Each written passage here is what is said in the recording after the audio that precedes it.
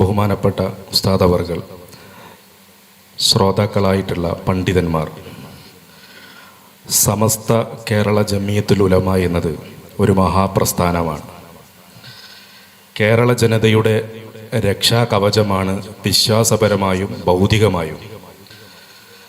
നിരവധി വഴികേടുകൾ കേരളീയരെ സംഘടിതമായി വേട്ടയാടിയപ്പോൾ സ്വത്വ സംരക്ഷണത്തിന് നേതൃത്വം നൽകിയത് സമസ്തയാണ്.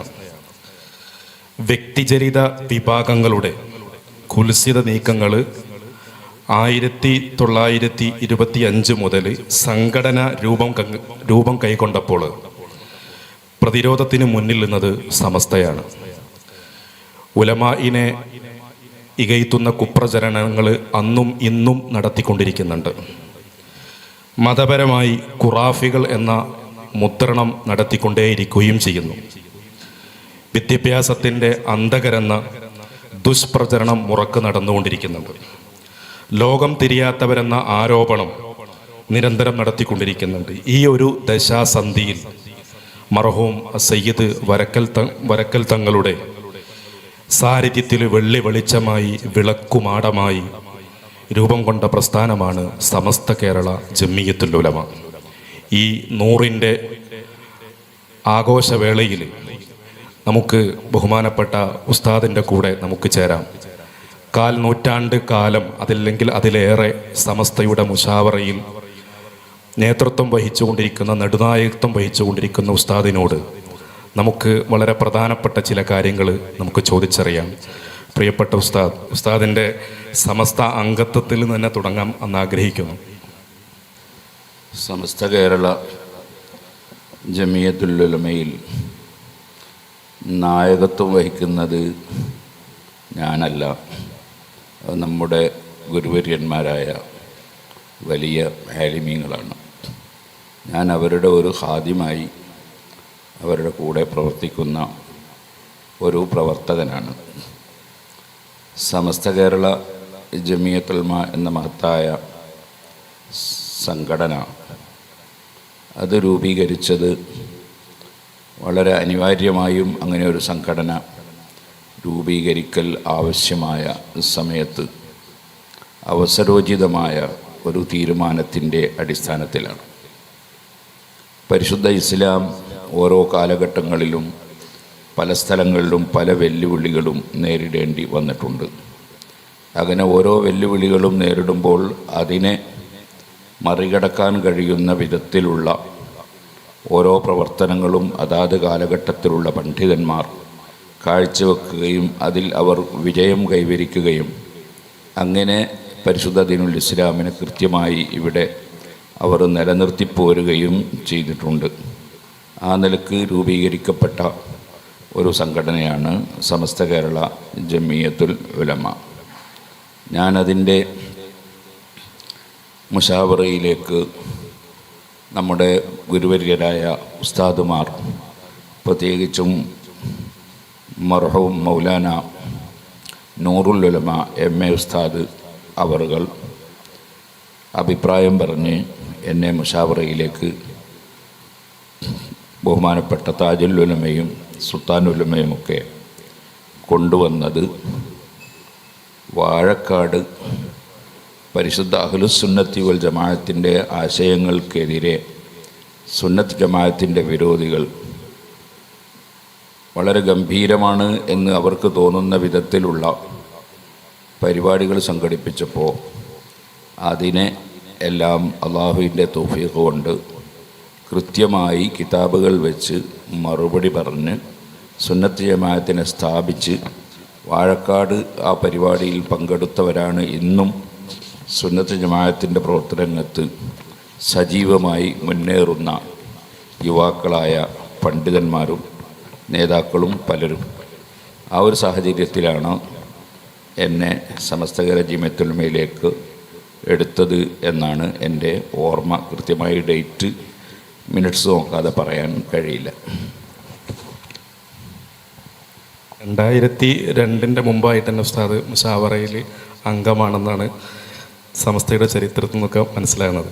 ഏതായാലും ഇവിടെ ആദ്യം തന്നെ ചർച്ച ചെയ്യേണ്ട ഒരു വിഷയം നേരറിവിൻ്റെ നിലാവ് എന്നാണല്ലോ. അപ്പോൾ ഉസ്താദ് നാദാപുരം ഖണ്ഡനത്തിലൊക്കെ ഒരു ഖണ്ഡനം തന്നെ അതിന് നല്ല രൂപത്തിൽ സമയം ചെലവഴിച്ചത് സനദ് നിർബന്ധമാണ്, മതത്തിൽ സനദ് ഇന്നമദ്ദീനു ബിൽ ഇസ്നാദ് എന്ന് തുടങ്ങി ഒരുപാട് തെളിവുകൾ ഉദ്ധരിച്ച് ഉസ്താദ് പറഞ്ഞിട്ടുണ്ട്.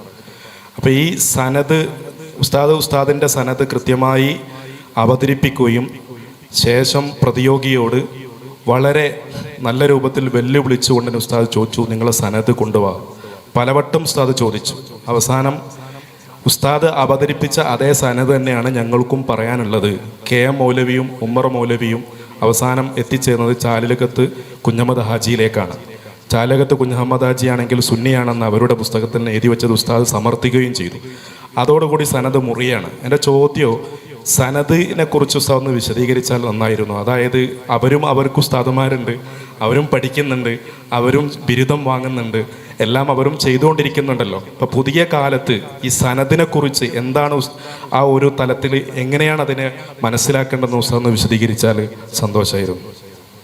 1996-97 കാലത്തായിരിക്കും വാഴക്കാട് സംവാദം നടന്നത്. അതിൻ്റെ ശേഷമാണ്, അതിനോടനുബന്ധിച്ചാണ് സമസ്ത കേരള ജമിയത്തുൽ ഉലമയിലേക്ക് ഞാൻ തിരഞ്ഞെടുക്കപ്പെടുന്നത്. 2005-2006 ഏകദേശം ആ കാലത്താണ് നാദാപുരം ഖണ്ഡനം നടക്കുന്നത്. ആ രണ്ട് ഖണ്ഡനത്തിനിടയിൽ ഏകദേശം ഒരു 5-8 വർഷം അല്ലെങ്കിൽ 5-10 വർഷത്തെ നീളമുണ്ടാകാൻ സാധ്യതയുണ്ട്. സനദ് എന്ന് പറയുന്നത് അടിസ്ഥാനം എന്നാണല്ലോ അതിൻ്റെ അർത്ഥം. നമ്മൾക്ക് പരിശുദ്ധ ദീനുൽ ഇസ്ലാം എവിടുന്നോ വീണ് കിട്ടിയത് അല്ല. ദീനിൻ്റെ അറിവുകളും ദീനിൻ്റെ ഇൽമും നമുക്ക് എവിടെ നിന്നോ ആരും അറിയാതെ കിട്ടിയതല്ല, മറിച്ച് അത് കൃത്യമായ പരമ്പരയിലൂടെ ലഭിച്ചിട്ടുള്ളതാണ്. അതുകൊണ്ട് തന്നെ സഹീഹുൽ ബുഖാരി അടക്കമുള്ള ഉന്നതമായ ഗ്രന്ഥങ്ങളുടെ ഏറ്റവും വലിയ മഹത്വം തന്നെ അതിൻ്റെ സനദ് വളരെ കൃത്യവും സത്യസന്ധവും ആണ് എന്നതാണ്. ചില കിതാബുകൾക്ക് സഹീഹുൽ ബുഖാരിയുടെ അത്രത്തോളം പ്രാഗൽഭ്യം ഇല്ലാതെ പോകാൻ കാരണം അതിൻ്റെ സനദിൽ പലതും അത് വേണ്ടതുപോലെ 100% കൃത്യതയും അത് സത്യസന്ധവും ആണോ എന്നതിൽ സംശയങ്ങൾ ഉള്ളതുകൊണ്ടാണ്. അപ്പോൾ സനദ് എന്നത് ഏറ്റവും പ്രധാനപ്പെട്ടതാണ്. നാം പഠിക്കുകയും പഠിപ്പിച്ചുകൊണ്ടിരിക്കുകയും ചെയ്യുന്ന ഓരോ കിതാബുകൾക്കും നമ്മുടെ മുൻഗാമികൾ അങ്ങനെ നബി സല്ലല്ലാഹു അലൈഹി വസല്ലം തങ്ങൾ വരെ ആ ദീനിൻ്റെ ഇൽമ് കിട്ടിയതിന് ഉള്ള പരമ്പര, അതാണ് സനദ് കൊണ്ട് ഉദ്ദേശിക്കുന്നത്. അങ്ങനെ വരുമ്പോൾ നമ്മുടെ നേരെ മുന്നേയുള്ള ഒരു പണ്ഡിതൻ, അദ്ദേഹത്തിൽ നിന്ന് ഞാൻ ഇൽമു പഠിക്കുകയും ശേഷം അദ്ദേഹം ഇസ്ലാമിൽ നിന്ന് പുറത്തുപോയ ഒരാളാണ് എന്ന് പ്രഖ്യാപിക്കുകയുമാണെങ്കിൽ എൻ്റെ സനദ് എനിക്ക് അങ്ങോട്ട് ഇല്ല, അവിടെ വെച്ച് തീർന്നു എന്നത് ഉറപ്പാണ്. അപ്പോൾ പുത്തൻവാദികളെ സംബന്ധിച്ചിടത്തോളം അവർക്ക് സനദില്ല എന്ന് നമ്മൾ പറയുന്നത് അവരുടെ ഗുരുനാഥന്മാർ പഠിപ്പിച്ച ആശയത്തിൽ നിന്ന് അവർ പുറംചാടിപ്പോവുകയും ഗുരുനാഥന്മാർ ശിർക്ക് ചെയ്ത മുശ്രിക്കുകളാണ് എന്ന് അവർ പ്രഖ്യാപിക്കുകയും ചെയ്തുകൊണ്ട് അവരവിടെ വെച്ച് അത് കട്ട് ചെയ്ത് കളഞ്ഞു. അത് തന്നെയാണ് മൗദൂദിയും ഞാൻ ഇതുവരെ തുടർന്ന് വരുന്ന മതത്തിൻ്റെ മാല എൻ്റെ കഴുത്തിൽ നിന്ന് പൊട്ടിച്ചെറിയുന്നു എന്ന് പറഞ്ഞുകൊണ്ടാണ് മൗദൂദി രംഗത്ത് വന്നത്. അതുപോലെ പുത്തൻവാദികളെല്ലാവരും അവർ സ്വന്തത്തിൽ ഒരു മതം ഉണ്ടാക്കുകയാണ്. ആ മതം ഉണ്ടാക്കുമ്പോൾ നേരത്തെ ഉള്ള ആളുകളുടെ പരമ്പര അവർക്ക് ആ ആശയത്തിലൊന്നും തന്നെ ചൂണ്ടിക്കാണിക്കാൻ കഴിയില്ല. അപ്പോൾ നേരത്തെ ഉദാഹരണം പറഞ്ഞതുപോലെ ചാലിലകത്ത് കുഞ്ഞഹമ്മദ് ഹാജി നവറല്ലാഹു മർക്കദഹു മഹാനവറുകൾ ഖുതുബി മുഹമ്മദ് മുസ്ലിയാർ അവറുകളുടെ ഗുരുവര്യരാണ്. ബഹുമാനപ്പെട്ടവരെ സംബന്ധിച്ച് ഉമർ മൗലവി അടക്കം അദ്ദേഹം മുജാഹിദല്ല എന്നാണ് എഴുതി വെച്ചിട്ടുള്ളത്. അപ്പോൾ അദ്ദേഹം മൗലിദ് ഓതുന്ന ആളാണ്. അതുപോലെ തവസ്സുൽ ചെയ്യുന്ന ആളാണ്, ഇസ്തിഗാഥ ചെയ്യുന്ന ആളാണ്, അതിനെയൊക്കെ അംഗീകരിക്കുന്ന ആളാണ്. അപ്പോൾ അത് അംഗീകരിച്ചാൽ അവൻ ഇസ്ലാമിൽ നിന്ന് പുറത്താണ് എന്നാണ് ഇവരുടെ വാദം.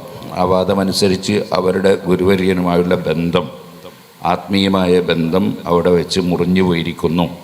പിന്നെ ഇവർക്ക് ഇത് എവിടുന്ന് കിട്ടി എന്ന ചോദ്യത്തിന് അവർക്കതിന് കൃത്യമായ മറുപടി പറയാൻ കഴിയില്ല. അത് പൈശാചികമായ ഒരു സന്ദേശത്തിൽ നിന്ന് പിശാച് അവരെ വഴിപിഴപ്പിച്ചതാണ് എന്ന് തന്നെ പറയേണ്ടി വരും. മുൻകാലത്തുള്ള ആളുകളും അങ്ങനെ തന്നെയാണ്. ഹസനുൽ ബസരി റളിയല്ലാഹു അൻഹുവിൻ്റെ ദർസിൽ പഠിച്ചുകൊണ്ടിരുന്ന വാസിൽ ഇബ്നു അത്വാ എന്ന് പറയുന്ന മനുഷ്യൻ ഹസനുൽ ബസരി റളിയല്ലാഹു അൻഹുവിൻ്റെ ആശയത്തിന് വ്യതിചലിച്ചുകൊണ്ടാണ് മുഅ്തസിലത്ത് എന്ന് പറയുന്ന കക്ഷികൾക്ക് രൂപമുണ്ടായ ഇത്തിസാലി വിശ്വാസം എന്ന് പറയുന്നത് രൂപപ്പെട്ടത്. ഇതേപോലെ അലി ഇബ്നു അബീ ത്വാലിബ് റളിയല്ലാഹു അൻഹുവിനെയും മറ്റും തള്ളിപ്പറഞ്ഞുകൊണ്ടാണ് അവർ മുശ്രിക്കാണ് എന്ന് വാദിച്ച ഖവാരിജി പുറപ്പെട്ടത്. അങ്ങനെ തുടങ്ങിയിട്ട് എല്ലാ പുത്തൻവാദികളും അവരുടെ മുൻഗാമികളായ ആളുകളെ തള്ളിപ്പറഞ്ഞ് അവർ സ്വന്തത്തിൽ പുതിയ ആശയം രൂപീകരിക്കുന്നു എന്നതുകൊണ്ടാണ് അവരെ സംബന്ധിച്ച് പുത്തൻ ആശയക്കാർ എന്ന് പറയുന്നത്. പുത്തൻ ആശയം എന്ന് അവരുടെ ആശയത്തെക്കുറിച്ച് പറയുന്നതും അതുകൊണ്ടാണ്. അപ്പോൾ അവർക്ക് സനദില്ല എന്നത് വളരെ കൃത്യമാണ്. നിങ്ങളുടെ സനത് തന്നെയാണ് ഞങ്ങളുടെ സനദും എന്ന് പറഞ്ഞാൽ അവരും ഇവരും വിശ്വാസത്തിൽ യോജിക്കണം. ഏതെങ്കിലും ഒരു ഫുറൂഇയായ കർമ്മപരമായ ഒരു മസ്അലയിലുണ്ടാകുന്ന ഭിന്നത പോലെയല്ല മുസ്ലിമാണോ മുശ്രിക്കാണോ എന്ന ചർച്ച. ഒരു ഇമാമും അവരുടെ മുൻഗാമികളെ സംബന്ധിച്ച് ആ ഇമാമും മുശ്രിക്കായിരുന്നു എന്ന് പറഞ്ഞുകൊണ്ടൊരു സനദ് ആരും ഇന്നേ വരെയും ചൂണ്ടിക്കാണിച്ചിട്ടില്ല. അങ്ങനെ ചൂണ്ടിക്കാണിക്കുന്നതിന് അർത്ഥവും ഇല്ല. ഒരു മുശ്രിക്കായ അബൂജഹലിനെ മുൻനിർത്തിയിട്ട് അബൂജഹലാണ് ഇതിൽ എനിക്ക് പഠിപ്പിച്ചു തന്നത് എന്ന് പറഞ്ഞാൽ എങ്ങനെ ഉണ്ടാവും അതിൻ്റെ കഥ? അപ്പം അതുകൊണ്ട് തന്നെ അവർക്ക് സനദ് ഇല്ല, നമുക്ക് സനദ് ഉണ്ട്. അതാണ് ശരി. ഇപ്പോഴത്തെ പുതിയ കാലത്ത് AI ഒക്കെ ഉപയോഗിച്ചിട്ട് സാധാരണക്കാർ വരെ മസ്അലകളും മറ്റൊക്കെ തേടുന്ന കാലമാണ്. അപ്പോൾ ഈ പശ്ചാത്തലത്തിൽ സനദകളുടെ പ്രാധാന്യം കുറയുകയാണോ എന്നുള്ളതാണ്. അല്ല, ഞാൻ ഇന്നലെ AI-നോട് ഒരു ചോദ്യം ചോദിച്ചു. അത് മസ്അലയല്ല, മസ്അല AI-നോട് ചോദിക്കേണ്ടതല്ല, അത് കിതാബ് എടുത്ത് നോക്കേണ്ട സംഗതിയാണ്. AI-നോട് ചോദിച്ചത് കൊട്ടപ്പുറം സംവാദം നടന്നത് ഏത് കൊല്ലത്തിലായിരുന്നു എന്നാണ്. അപ്പോൾ AI പറഞ്ഞത് അതിൻ്റെ ചരിത്രം ലഭ്യമല്ല എന്നാണ്. ഇന്ന് നിങ്ങൾ ചോദിച്ചാലും ചിലപ്പോൾ അതിനായിരിക്കും മറുപടി. പക്ഷേ നാളെ ആരെങ്കിലും അതിൻ്റെ ഡേറ്റ് ഇന്നതാണ് എന്ന് അവർക്ക് വിവരം കൊടുത്താൽ ചിലപ്പോൾ അവർ നാളെ അത് മാറ്റി പറഞ്ഞു എന്ന് വരും. അപ്പം അവർക്ക് മറ്റുള്ളവർ കൊടുക്കുന്ന അറിവനുസരിച്ചാണ് അവർ പറയുന്നത്. അവർക്ക് അറിവ് പഠിപ്പിച്ചു കൊടുത്തത് ഒരു പുത്തൻവാദിയാണെങ്കിൽ അവർ ആ പുത്തൻവാദം അനുസരിച്ച് പറയും. ഒരു സുന്നി ആശയമാണ് പറഞ്ഞു കൊടുത്തെങ്കിൽ സുന്നി ആശയം അനുസരിച്ച് പറയും. അതുകൊണ്ട് AI എന്ന് പറയുന്നത് ഒരു തുടരപ്പെടാൻ പറ്റുന്ന ഇമാമല്ല, മറിച്ച് അത് ഇപ്പോഴത്തെ കാലഘട്ടത്തിൽ അറിവുള്ളവരും അറിവില്ലാത്തവരൊക്കെ അവരുടെ അറിവ് കൈമാറിയിട്ട് അത് പ്രതിഫലിപ്പിക്കുന്ന ഒരു സാധനം മാത്രമാണ് AI എന്ന് പറയുന്നത്. ഈ അടുത്ത് ഉസ്താദിൻ്റെ ഒരു പ്രസംഗത്തിൽ പെൺകുട്ടികളെ സുന്നികൾക്ക് മാത്രമേ വിവാഹം കഴിച്ചു കൊടുക്കാവൂ എന്ന പ്രസ്താവന ഈ അടുത്ത് ഉസ്താദ് നടത്തിയിരുന്നു. ഐക്യപ്പെടേണ്ട കാലത്ത് ഇത്തരം പ്രസ്താവനകൾ ഭൂഷണമാണോ എന്ന് ചിലർ വിമർശിച്ചിരുന്നു. ഇത്തരം വിമർശനങ്ങളെ എങ്ങനെയാണ് കാണുന്നത്? നമ്മുടെ ഇന്ത്യ രാജ്യത്ത് സമ്മിശ്ര വിവാഹം എന്ന പേരിൽ മുസ്ലിങ്ങളും അമുസ്ലിങ്ങളും തമ്മിലുള്ള വിവാഹം നടക്കുന്നുണ്ട്. അങ്ങനെ വിവാഹം നടത്താൻ പാടില്ലെന്നാണ് ഖുർആൻ പഠിപ്പിക്കുന്നത്. അത് നമ്മൾ പറയുമ്പോൾ അത് മാനുഷിക ഐക്യത്തിന് എതിരാണ്, ഇവർ മനുഷ്യർക്കൊപ്പം പറഞ്ഞ് പ്രസംഗിച്ച് നടക്കുന്നവരാണ് എന്ന് ഒരാൾ പറഞ്ഞാൽ അത് മതപരമായ അവൻ്റെ അറിവുകേടാണ്. അതിന് മാനുഷിക ഐക്യം എന്ന് പറയുന്നത് മനുഷ്യർക്കിടയിൽ സാമൂഹ്യമായ വിഷയങ്ങളിൽ നമ്മൾ പരസ്പര സഹകരണവും സഹായങ്ങളുമൊക്കെ കൊടുക്കണം എന്നാണ്. ഒരു പാവപ്പെട്ട മനുഷ്യന് ചികിത്സ കൊടുക്കുമ്പോൾ അയാളെ മതം നോക്കിയിട്ടല്ല ചികിത്സ കൊടുക്കേണ്ടത്. അതേപോലെ ഒരു ബിസിനസ് നടത്തുമ്പോൾ ചിലപ്പോൾ യഹൂദിയുടെ അടുക്കൽ നബി സല്ലല്ലാഹു അലൈഹി വസല്ലം പടത്തൊപ്പി അല്ലെങ്കിൽ പടയങ്കി പണയം വെച്ചു എന്ന് ഹദീസിലുണ്ട്. അതിനർത്ഥം അതേപോലെ തന്നെ വിവാഹവും നടത്താം, എന്നല്ല. പരിശുദ്ധ ഖുർആൻ വ്യക്തമായി മുശ്രിക്കീങ്ങൾക്ക് വിവാഹം ചെയ്തു കൊടുക്കാൻ പാടില്ലെന്നും അതുപോലെ മുശ്രിക്കത്തായ പെണ്ണിനെ വിവാഹം ചെയ്യാൻ പാടില്ലെന്നും പറഞ്ഞിട്ടുണ്ട്. മുജാഹിദ്, ജമാഅത്ത് ഇസ്ലാമി തുടങ്ങിയവരുടെ അഭിപ്രായമനുസരിച്ച് നമ്മൾ മുശ്രിക്കീങ്ങളാണ്. അപ്പം അവരുടെ മകളെ അവർ നമുക്ക് ഒരു നിലക്കും ഖുർആൻ്റെ അടിസ്ഥാനത്തിൽ അവരെ വിശ്വാസപ്രകാരം വിവാഹം ചെയ്തു തരാൻ പാടില്ലാത്തതാണ്.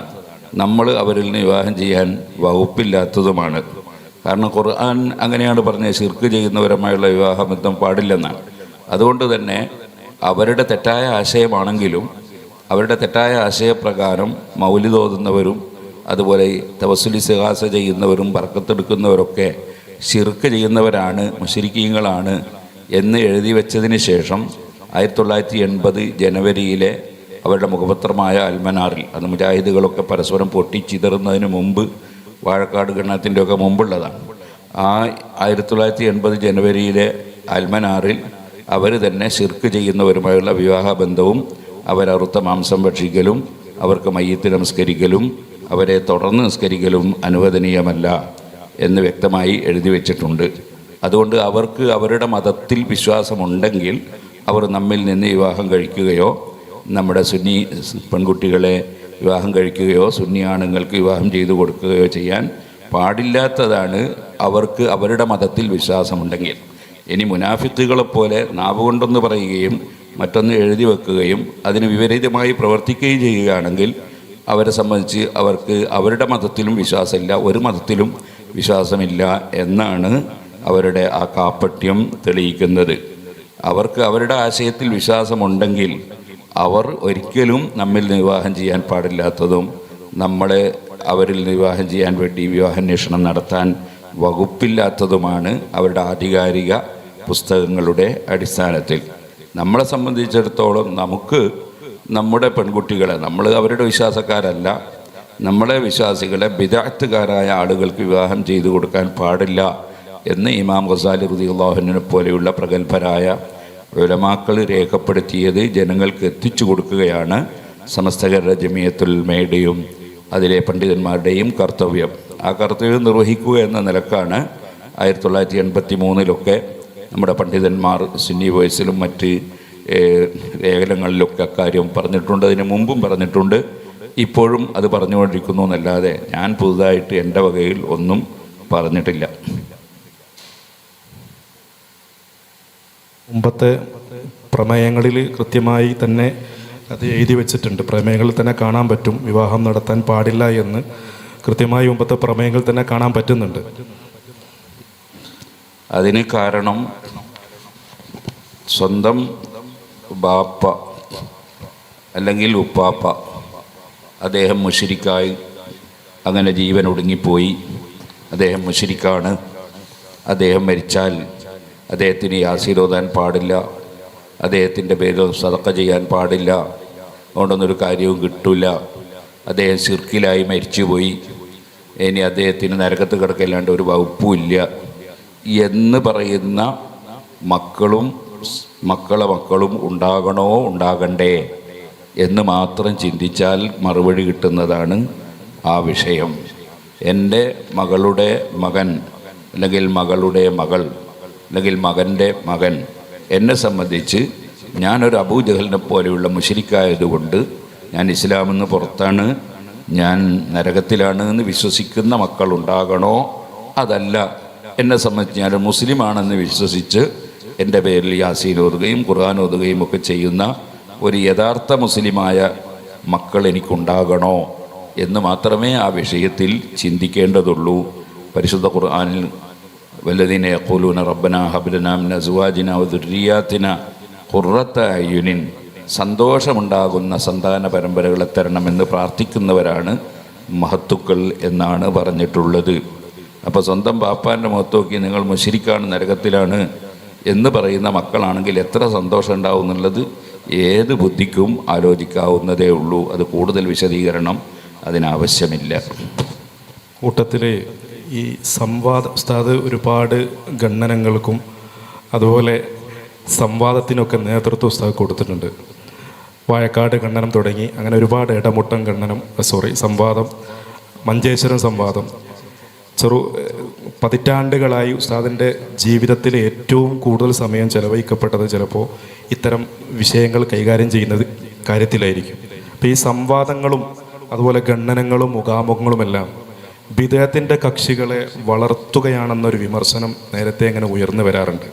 ഉസ്താദിൻ്റെ നീണ്ട കാലത്തെ അനുഭവത്തിൽ അതിലെത്രമാത്രം സത്യമുണ്ട് എന്നുള്ളത്. പൂർവകാല ഉലമാ സ്വീകരിച്ച മാർഗം സ്വീകരിച്ചുകൊണ്ട് ദീനീ പ്രവർത്തനം നടത്തുന്നവർക്കാണ് അഹ്ലുസുന്നത്തി വൽ ജമാഅത്തിൻ്റെ ഉലമാ എന്ന് പറയുന്നത്. അലി ഇബ്നു അബീ താലിബ് റളിയല്ലാഹു അൻഹു, മുആവിയ റളിയല്ലാഹു അൻഹു, അംർ ഇബ്നുൽ ആസ് റളിയല്ലാഹു അൻഹു തുടങ്ങിയ മുഴുവൻ സഹാബികളും ശിർക്ക് ചെയ്ത മുശ്രിക്കുകളാണ് എന്ന് പരിശുദ്ധ ഖുർആനിലെ ആയത്തുകൾ ദുർവ്യാഖ്യാനം ചെയ്ത് ഖവാരിജുകൾ പ്രചരിപ്പിക്കുകയും സ്വർഗത്തിലെത്താൻ ഞങ്ങളുടെ കൂടെ തന്നെ കൂടണം, അങ്ങനെ അൽ ജന്ന അൽ ജന്ന എന്ന് പറഞ്ഞ് മുദ്രാവാക്യം വിളിക്കുകയും ചെയ്ത ഖവാരിജ് എന്ന് പറയുന്ന ടീം, ആ ടീമിൻ്റെ ആ ദുഷ്പ്രചരണത്തിൽ കുടുങ്ങിപ്പോയ ആയിരക്കണക്കിന് മുസ്ലിമീങ്ങൾ സഹാബികളുടെ കാലഘട്ടത്തിൽ തന്നെ ഉണ്ടായിരുന്നു. അവർക്ക് സത്യം മനസ്സിലാക്കി കൊടുക്കാൻ വേണ്ടി അബ്ദുല്ലാഹിബിൻ അബ്ബാസ് റളിയല്ലാഹു അൻഹു എന്ന ഖുർആൻ വ്യാഖ്യാതാക്കളുടെ നേതാവായ നബി സല്ലല്ലാഹു അലൈഹി വസല്ലമയുടെ പിതൃ സഹോദരൻ്റെ മകനായ സ്വഹാബിയെ അലി ഇബ്നു അബീ ത്വാലിബ് റളിയല്ലാഹു അൻഹു പറഞ്ഞയച്ച് സംവാദം നടത്തുകയായിരുന്നു. ആ സംവാദം കഴിഞ്ഞപ്പോൾ 4000ഓളമോ 7000ഓളമോ ആളുകൾ സുന്നത്ത് ജമാഅത്തിലേക്ക് തിരിച്ചു വന്നതായി ചരിത്രത്തിൽ ഉണ്ട്. അങ്ങനെ ആ കാലഘട്ടം മുതലേ സുന്നത്ത് ജമാഅത്തിൻ്റെ വിരോധികൾ ഖുർആൻ ഓതി ജനങ്ങളെ തെറ്റിദ്ധരിപ്പിക്കുമ്പോൾ അതിൻ്റെ വസ്തുത അവർ പറയുന്നത് ശരിയല്ല, വസ്തുത സുന്നത്ത് ജമാഅത്തിൻ്റെ കൈവശത്തിലാണ് എന്ന് ബോധ്യപ്പെടുത്താൻ അന്ന് മുതലേ സംവാദങ്ങൾ നടത്തി വരുന്നുണ്ട്. അങ്ങനെയുള്ള സംവാദം നടത്തിയാണ് ബഹുമാനപ്പെട്ട അബുൽ ഹസൻ അൽ അശ്അരി റളിയല്ലാഹു അൻഹു, ഇമാം ഷാഫിഈ റളിയല്ലാഹു അൻഹു തുടങ്ങി എല്ലാ പണ്ഡിതന്മാരും അങ്ങനെ സംവാദം നടത്തിയവരാണ്. അങ്ങനെയാണ് അവരിവിടെ സുന്നത്ത് ജമാഅത്തിനെ നിലനിർത്തിക്കൊണ്ട് വന്നിട്ടുള്ളത്. നമ്മൾ തഫ്സീർ റാസി എടുത്തു നോക്കിയാൽ റാസി തന്നെ ഒരു സംവാദമാണെന്ന് തോന്നും. കാരണം ഇങ്ങനെ നിങ്ങൾ ചോദിച്ചാൽ അതിൻ്റെ മറുപടി ഇന്നതാണ്, ഇങ്ങനെ പറഞ്ഞാൽ അതിൻ്റെ മറുപടി ഇന്നതാണ്, ഖദരിയത്തിൻ്റെ വാദം ഇന്നതാണ്, അതിൻ്റെ മറുപടി ഇന്നതാണ്, മുഅ്തസിലത്തിൻ്റെ വാദം ഇന്നതാണ്, അതിൻ്റെ മറുപടി ഇങ്ങനെയാണ്, ശിയാക്കള വാദം ഇങ്ങനെയാണ്, അതിൻ്റെ മറുപടി ഇങ്ങനെയാണ്, ഇങ്ങനെ പറഞ്ഞ് ഒരു സംവാദ ശൈലിയിലാണ് തഫ്സീർ റാസി തന്നെ നമുക്ക് കാണാൻ സാധിക്കുക. അങ്ങനെയാണ് അവരിവിടെ സുന്നത്ത് ജമാഅത്തിനെ നിലനിർത്തി വന്നത്. എൻ്റെ അനുഭവത്തിൽ വളരെയേറെ ഫലപ്രദമായൊരു സംഗതിയാണ് സംവാദവും ഖണ്ഡന പ്രസംഗവും. ഞാൻ പുല്ലൂക്കര ജമാഅത്ത് പള്ളിയിൽ പഠിച്ചുകൊണ്ടിരിക്കുന്ന സമയത്ത് ഒരു 20 ദിവസത്തെ വഅദ് ഏറ്റെടുത്തു. അന്ന് ഞാൻ ജലാലൈനി തഫ്സീർ മഹല്ലിയുടെ തുടക്കവും ഓതുന്ന കാലമാണ്. അത് കടവത്തൂരിലായിരുന്നു. അവിടെയാണ് ആദ്യമായി ഞാനൊരു ഖണ്ഡന ശൈലിയിൽ പ്രസംഗിക്കേണ്ട അവസരം ഉണ്ടായത്. അവിടെ വെച്ച് ആ പ്രസംഗം കഴിഞ്ഞപ്പോൾ തന്നെ അവിടെയുള്ള ആളുകൾക്കൊക്കെ സുന്നത്ത് ജമാഅത്തിൽ നല്ല ഉറപ്പുണ്ടായി. മറ്റുള്ളവരുടെ ആശയങ്ങളൊക്കെ തെറ്റാണ് എന്ന് അവർക്ക് ബോധ്യപ്പെട്ടു. പിന്നീടാണ് ഞാൻ കൂടുതൽ ആ രംഗത്തേക്ക് കയറി വരുന്നത്. അങ്ങനെ വന്നപ്പോൾ ചെറുതും വലുതുമായ ഒരുപാട് സംവാദങ്ങൾ, ഒരുപാട് ഖണ്ഡനങ്ങൾ അങ്ങനെ നടത്തിയിട്ടുണ്ട്. ഞാൻ തലശ്ശേരിക്കടുത്ത് പുന്നോലിൽ ഒരു പ്രസംഗം നടത്തി. അവിടെ ഒരു പള്ളിയിൽ ഖുത്ബ മലയാളത്തിലായിരുന്നു. അന്നത്തെ എൻ്റെ പ്രസംഗം കഴിഞ്ഞപ്പോൾ ആ സദസ്സിലുണ്ടായിരുന്ന ഇസ്മായിൽ ഹാജി എന്ന് പറയുന്ന മുസ്ലിം ലീഗിൻ്റെയും സുന്നത്ത് ജമാഅത്തിൻ്റെയും പ്രവർത്തകനായ ഇസ്മായിൽ ഹാജി എഴുന്നേറ്റ് നിന്ന് പുന്നോൾ പള്ളിയിലെ ഖുത്ബ പരിഭാഷ നിർത്തുക എന്ന്. അപ്പോൾ എല്ലാവരും കൂടി അല്ലാഹു അക്ബർ തന്നെ. പിന്നെ ഇന്നേ വരെ അവിടെ അറബിയിലല്ലാതെ ഖുത്ബ ഓതിയിട്ടില്ല. അതേപോലെ തൃശ്ശൂർ ജില്ലയിൽ വളരെ പുരാതനമായ പള്ളിയിൽ ഇവിടെ ജമാഅത്ത് ഇസ്ലാമിക്കാർ കമ്മിറ്റി കയറിക്കൂടി ഖുത്ബ മലയാളത്തിൽ ഓതി നിസ്കാരം ബാത്തിലാക്കുന്ന ഏർപ്പാട് അത് കൊടുങ്ങല്ലൂർ പള്ളിയിൽ തന്നെ ഉണ്ടായിരുന്നു. അവിടെയും ഞാൻ പരിപാടിയിൽ പോയി പ്രസംഗിച്ചു കഴിഞ്ഞതിന് ശേഷം ജനറൽ ബോഡി വന്ന് ആ ജനറൽ ബോഡിയിൽ വെച്ച് ഖുത്ബ മുമ്പ് കാലത്ത് ഓതി വന്നതുപോലെ അറബിയിൽ തന്നെ മാത്രം ഓതണം എന്ന് തീരുമാനിച്ച് അവിടെയും ആ ജുമാ ബാത്തിലാക്കുന്ന ഏർപ്പാട് ഇല്ലാതെയായി. അതുപോലെ ഒരുപാട് അനുഭവങ്ങൾ KC റോഡിനടുത്ത് അവിടെ ഒരു സംഭവം അതുപോലെ ഉണ്ടായിരുന്നു. പക്ഷേ ഖുത്ബ പരിഭാഷയല്ല, അല്ലെങ്കിൽ ഖുത്ബ മറ്റൊരു ഭാഷയിലോ അതല്ല, ഖുത്ബക്ക് മുമ്പ് ഒരു പ്രസംഗം നടത്തുന്ന ഏർപ്പാടായിരുന്നു. അങ്ങനെ ഒരുപാട് അനുഭവങ്ങൾ എൻ്റെ ജീവിതത്തിലുണ്ട് എന്നതിൻ്റെ പുറമെ ഞാനിപ്പോൾ ഇരിക്കുന്ന സിറാജുൽ ഹുദയുടെ പരിസരങ്ങളിൽ 11 മഹല്ലുകളിൽ സുന്നത്ത് ജമാഅത്തിന് ഒറ്റ പള്ളിയും മദ്രസയും ഇല്ലാതിരുന്ന ഈ പ്രദേശങ്ങളിൽ മുഴുവനും പള്ളിയും മദ്രസയും സ്ഥാപിച്ച് അവിടെ മുഴുവനും പള്ളികളിൽ നിറയെ ആളുകളായി ഇപ്പോൾ പള്ളികൾ വികസിപ്പിക്കുകയാണ്, മദ്രസകൾ വികസിപ്പിക്കുകയാണ്. അത് ഞാൻ എവിടെന്നെങ്കിലും ഇറക്കുമതി ചെയ്ത ആൾക്കാരൊന്നുമല്ല. ഇവിടെ നേരത്തെ ഉണ്ടായിരുന്ന മുജാഹിദ് ജമാഅത്ത് ഇസ്ലാമിയിൽ പെട്ടുപോയ ആളുകൾ അവർ പ്രസംഗങ്ങൾ കേട്ട് ഖണ്ഡനങ്ങൾ കേട്ട് സത്യം മനസ്സിലാക്കി സുന്നത്ത് ജമാഅത്തിലേക്ക് വന്ന് അതിൻ്റെ പ്രധാന പ്രവർത്തകരായി മാറിയതാണ്. അങ്ങനത്തെ നൂറുകണക്കിന് ആളുകളെ ഇവിടെ തന്നെ നമുക്ക് ഇപ്പോൾ പലരും മരിച്ചുപോയി ചൂണ്ടിക്കാണിച്ച് കൊടുക്കാൻ സാധിക്കും. പക്ഷേ മരിച്ചു പോയിട്ടുണ്ടെങ്കിൽ അവരുടെ സന്താന പരമ്പരകൾ ഇപ്പോഴും സുന്നത്ത് ജമാഅത്തിലായി വളർന്നത് ആ കാരണം കൊണ്ടാണ്. അതുകൊണ്ട് ആ വാദം യഥാർത്ഥത്തിൽ സുന്നത്ത് ജമാഅത്തിൻ്റെ വിരോധികൾ തന്നെ പടച്ചുണ്ടാക്കുന്ന ഒരു വാദമാണ്. ആ വാദം ചിലപ്പോൾ അറിവില്ലാതെ സുന്നികളാണെന്ന് പറഞ്ഞ് നടക്കുന്ന ആളുകളും ചിലപ്പോൾ അത് അങ്ങനെ പറഞ്ഞു എന്ന് വരും. അത് അവരുടെ വിവരക്കേടാണ്, അല്ലെങ്കിൽ അവരുടെ ബോധപൂർവമുള്ള സുന്നത്ത് ജമാഅത്തിൻ്റെ ശബ്ദം നിർത്തിക്കാനുള്ള ഒരു ഏർപ്പാടാണ്. ഇതിൽ ഒരു ഉപചോദ്യം എന്ന രൂപത്തിൽ വരാൻ സാധ്യതയുള്ളത്, ഈ തവസ്സുൽ ഇസ്തിഗാസ പോലുള്ള വിഷയങ്ങൾ സാധാരണക്കാരുമായി അത്ര കണ്ട് നേരിട്ട് ബാധിക്കാത്ത വിഷയങ്ങളിൽ പണ്ഡിതന്മാർ അവരുടെ സക്രിയമായ രൂപത്തിൽ പ്രവർത്തിക്കേണ്ട സമയവും നന്നായിട്ടുള്ള സമയവും സമ്പത്തും കുറേയൊക്കെ മറ്റ് വിഷയങ്ങളിൽ വിനിയോഗിക്കേണ്ടിയിരുന്നു എന്നൊരു തോന്നൽ ഉണ്ടായിട്ടുണ്ടോ? അങ്ങനെ ഉണ്ടായിട്ടുണ്ടെങ്കിൽ ആ സംശയം തെറ്റാണ്. ഇസ്ലാമിൽ ഒരു മുസ്ലിമായ മനുഷ്യന് അനുവദനീയവും പുണ്യവുമായ ഒരു വിഷയത്തെ അത് ഇസ്ലാമെന്ന് പുറത്തു പോകുന്ന വിഷയമാണ് എന്നൊരുത്തൻ പറഞ്ഞാൽ അവൻ ഇസ്ലാം മതത്തെ മാറ്റുകയാണ്, ഇസ്ലാം മതത്തെ മാറ്റിമറിക്കുകയാണ്. അതിനാർക്കും ഇവിടെ അധികാരവും അവകാശവും ഇല്ല. അതുകൊണ്ടാണ് മൻ അഹദസ, വല്ലവനും പുത്തൻ ആശയക്കാരനായാൽ, ഔ ആവാ മഹദിസൻ, അല്ലെങ്കിൽ അങ്ങനെ പുത്തൻ ആശയമുള്ളവന് ഒരാൾ ചേർത്ത് പിടിച്ചാൽ ഫാലയിൽ ലാനത്തുല്ലാഹി, അള്ളാൻ്റെ ലാനത്തുണ്ട് അവന്, വൽ മലായിക്കത്തി വന്നാസി അജ്മൈൻ, മലക്കുകളുടെയും എല്ലാവരെയും ലാനത്തുണ്ട്. ലാ യഖ്ബലുല്ലാഹു മിൻഹു സർഫൻ വലാ അദില, അവൻ്റെ സുന്നത്തും ഫർദൊന്നും അള്ളാഹ് കബൂൽ ചെയ്യൂല എന്ന് നബി സല്ലല്ലാഹു അലൈഹി വസല്ലം പറഞ്ഞത്. പുത്തൻ ആശയം ഒരാൾക്കുണ്ടായാൽ തന്നെ, അല്ലെങ്കിൽ അവനെ ചേർത്ത് പിടിച്ചാൽ തന്നെ അള്ളാഹുവിൻ്റെ ലാനത്തുണ്ടെന്നും അവൻ്റെ നിസ്കാരം നോമ്പൊക്കെ പോയി എന്നാണ്. പുത്തൻ ആശയമാണ് മുസ്ലിമീങ്ങളെ കാഫറാക്കുന്ന തവസ്സുൽ ഇസ്തിഗാസ ശിർക്കാണ് എന്ന വാദം പുത്തൻ ആശയമാണ്. അതാണ് ഇമാം സുബ്കി റളിയല്ലാഹു അൻഹു പറഞ്ഞത്, വബ്തദഅ മാലം യുസ്ബഖ് ഇലൈഹി ഫി സായിരിൽ ആസാർ, ഒരു കാലഘട്ടത്തിലും ഇല്ലാത്തൊരു പുതിയ വാദം കൊണ്ടുവന്നു ഇബ്നു തൈമിയ്യ എന്ന് ഇമാം സുബ്കി റളിയല്ലാഹു അൻഹു പറഞ്ഞത് അതുകൊണ്ടാണ്. അപ്പോൾ അവിടെ മഹാനവറുകൾ പറയുന്നുണ്ട്, അത് അംബിയാ മുർസലീങ്ങൾ മുതൽക്ക് ഇന്നേ വരെയുള്ള എല്ലാ ആളുകളും ചെയ്തു വന്നൊരു കാര്യമാണ്.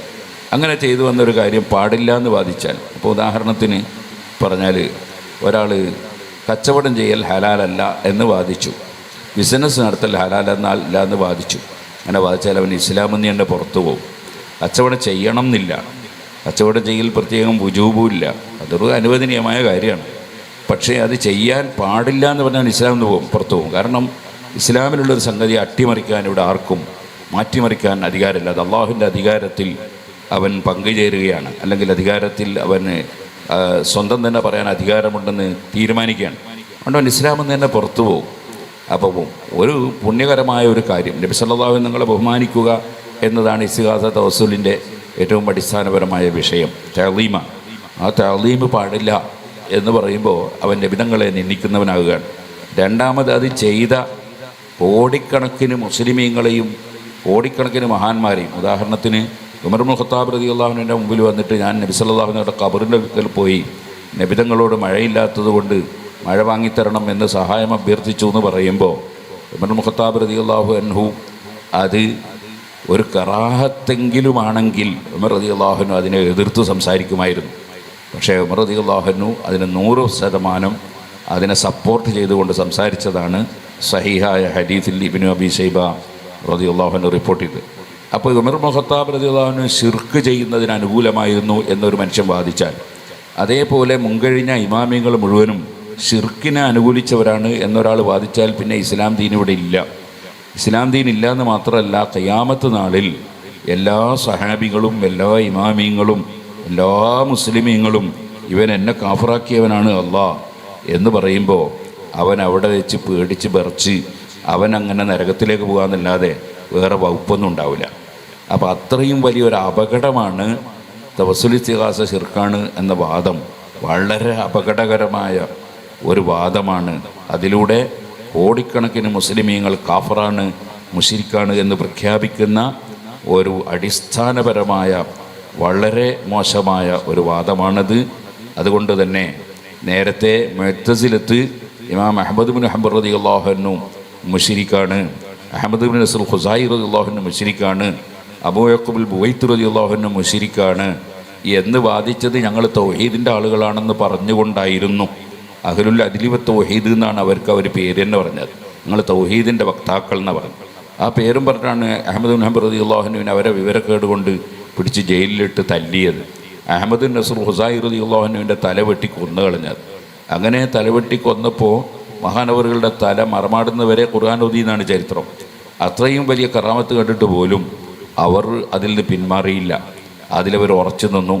പിൽക്കാലത്താണ് അവർക്ക് അവരുടെ അന്നത്തെ ഭരണാധികാരികളുടെ പിൻഗാമികൾക്ക് കാര്യങ്ങൾ ബോധ്യപ്പെട്ട് അവർ സുന്നത്ത് ജമാഅത്തിലേക്ക് തിരിച്ചു വന്നത്. അപ്പോൾ ഞാൻ പറഞ്ഞു വന്നത്, അങ്ങനെ ഇമാമിങ്ങൾ ശിർക്ക് ചെയ്തവരാണ് എന്ന വാദം, മുൻഗാമികളായ മുസ്ലിമുകൾ ശിർക്ക് ചെയ്തവരാണെന്ന വാദം, അതിവിടെ വാദിച്ചവരാണ് പഴയകാലം മുതൽക്കേ ഉള്ള പുത്തൻവാദികൾ. ഞാൻ നേരത്തെ പറഞ്ഞല്ലോ, അലി റളിയല്ലാഹു അൻഹു ശിർക്ക് ചെയ്ത മുശ്രിക്കാണെന്ന് വാദിച്ചുകൊണ്ടാണ് അലി റളിയല്ലാഹുവിൻ്റെ തലവെട്ടി കൊന്നു കളഞ്ഞത്. അപ്പം അങ്ങനെ ഒരു അനുവദനീയമായ കാര്യം അലി റളിയല്ലാഹു ചെയ്തൊരു അനുവദനീയമായ കാര്യമായിരുന്നു. ആ അനുവദനീയമായ ഒരു കാര്യം മധ്യസ്ഥം പറയാൻ വേണ്ടി ആളെ നിശ്ചയിച്ച് മധ്യസ്ഥ തീരുമാനം എടുക്കാൻ തീരുമാനിച്ചു. അതാണ് കാര്യം. അതിൻ്റെ പേരാണ് ശിർക്കാണ് എന്ന് വാദിച്ചത്. അതിൻ്റെ പേരിലാണ് അവർ അലി റളിയല്ലാഹുവിനെ വെട്ടിക്കൊന്നു കളഞ്ഞത്.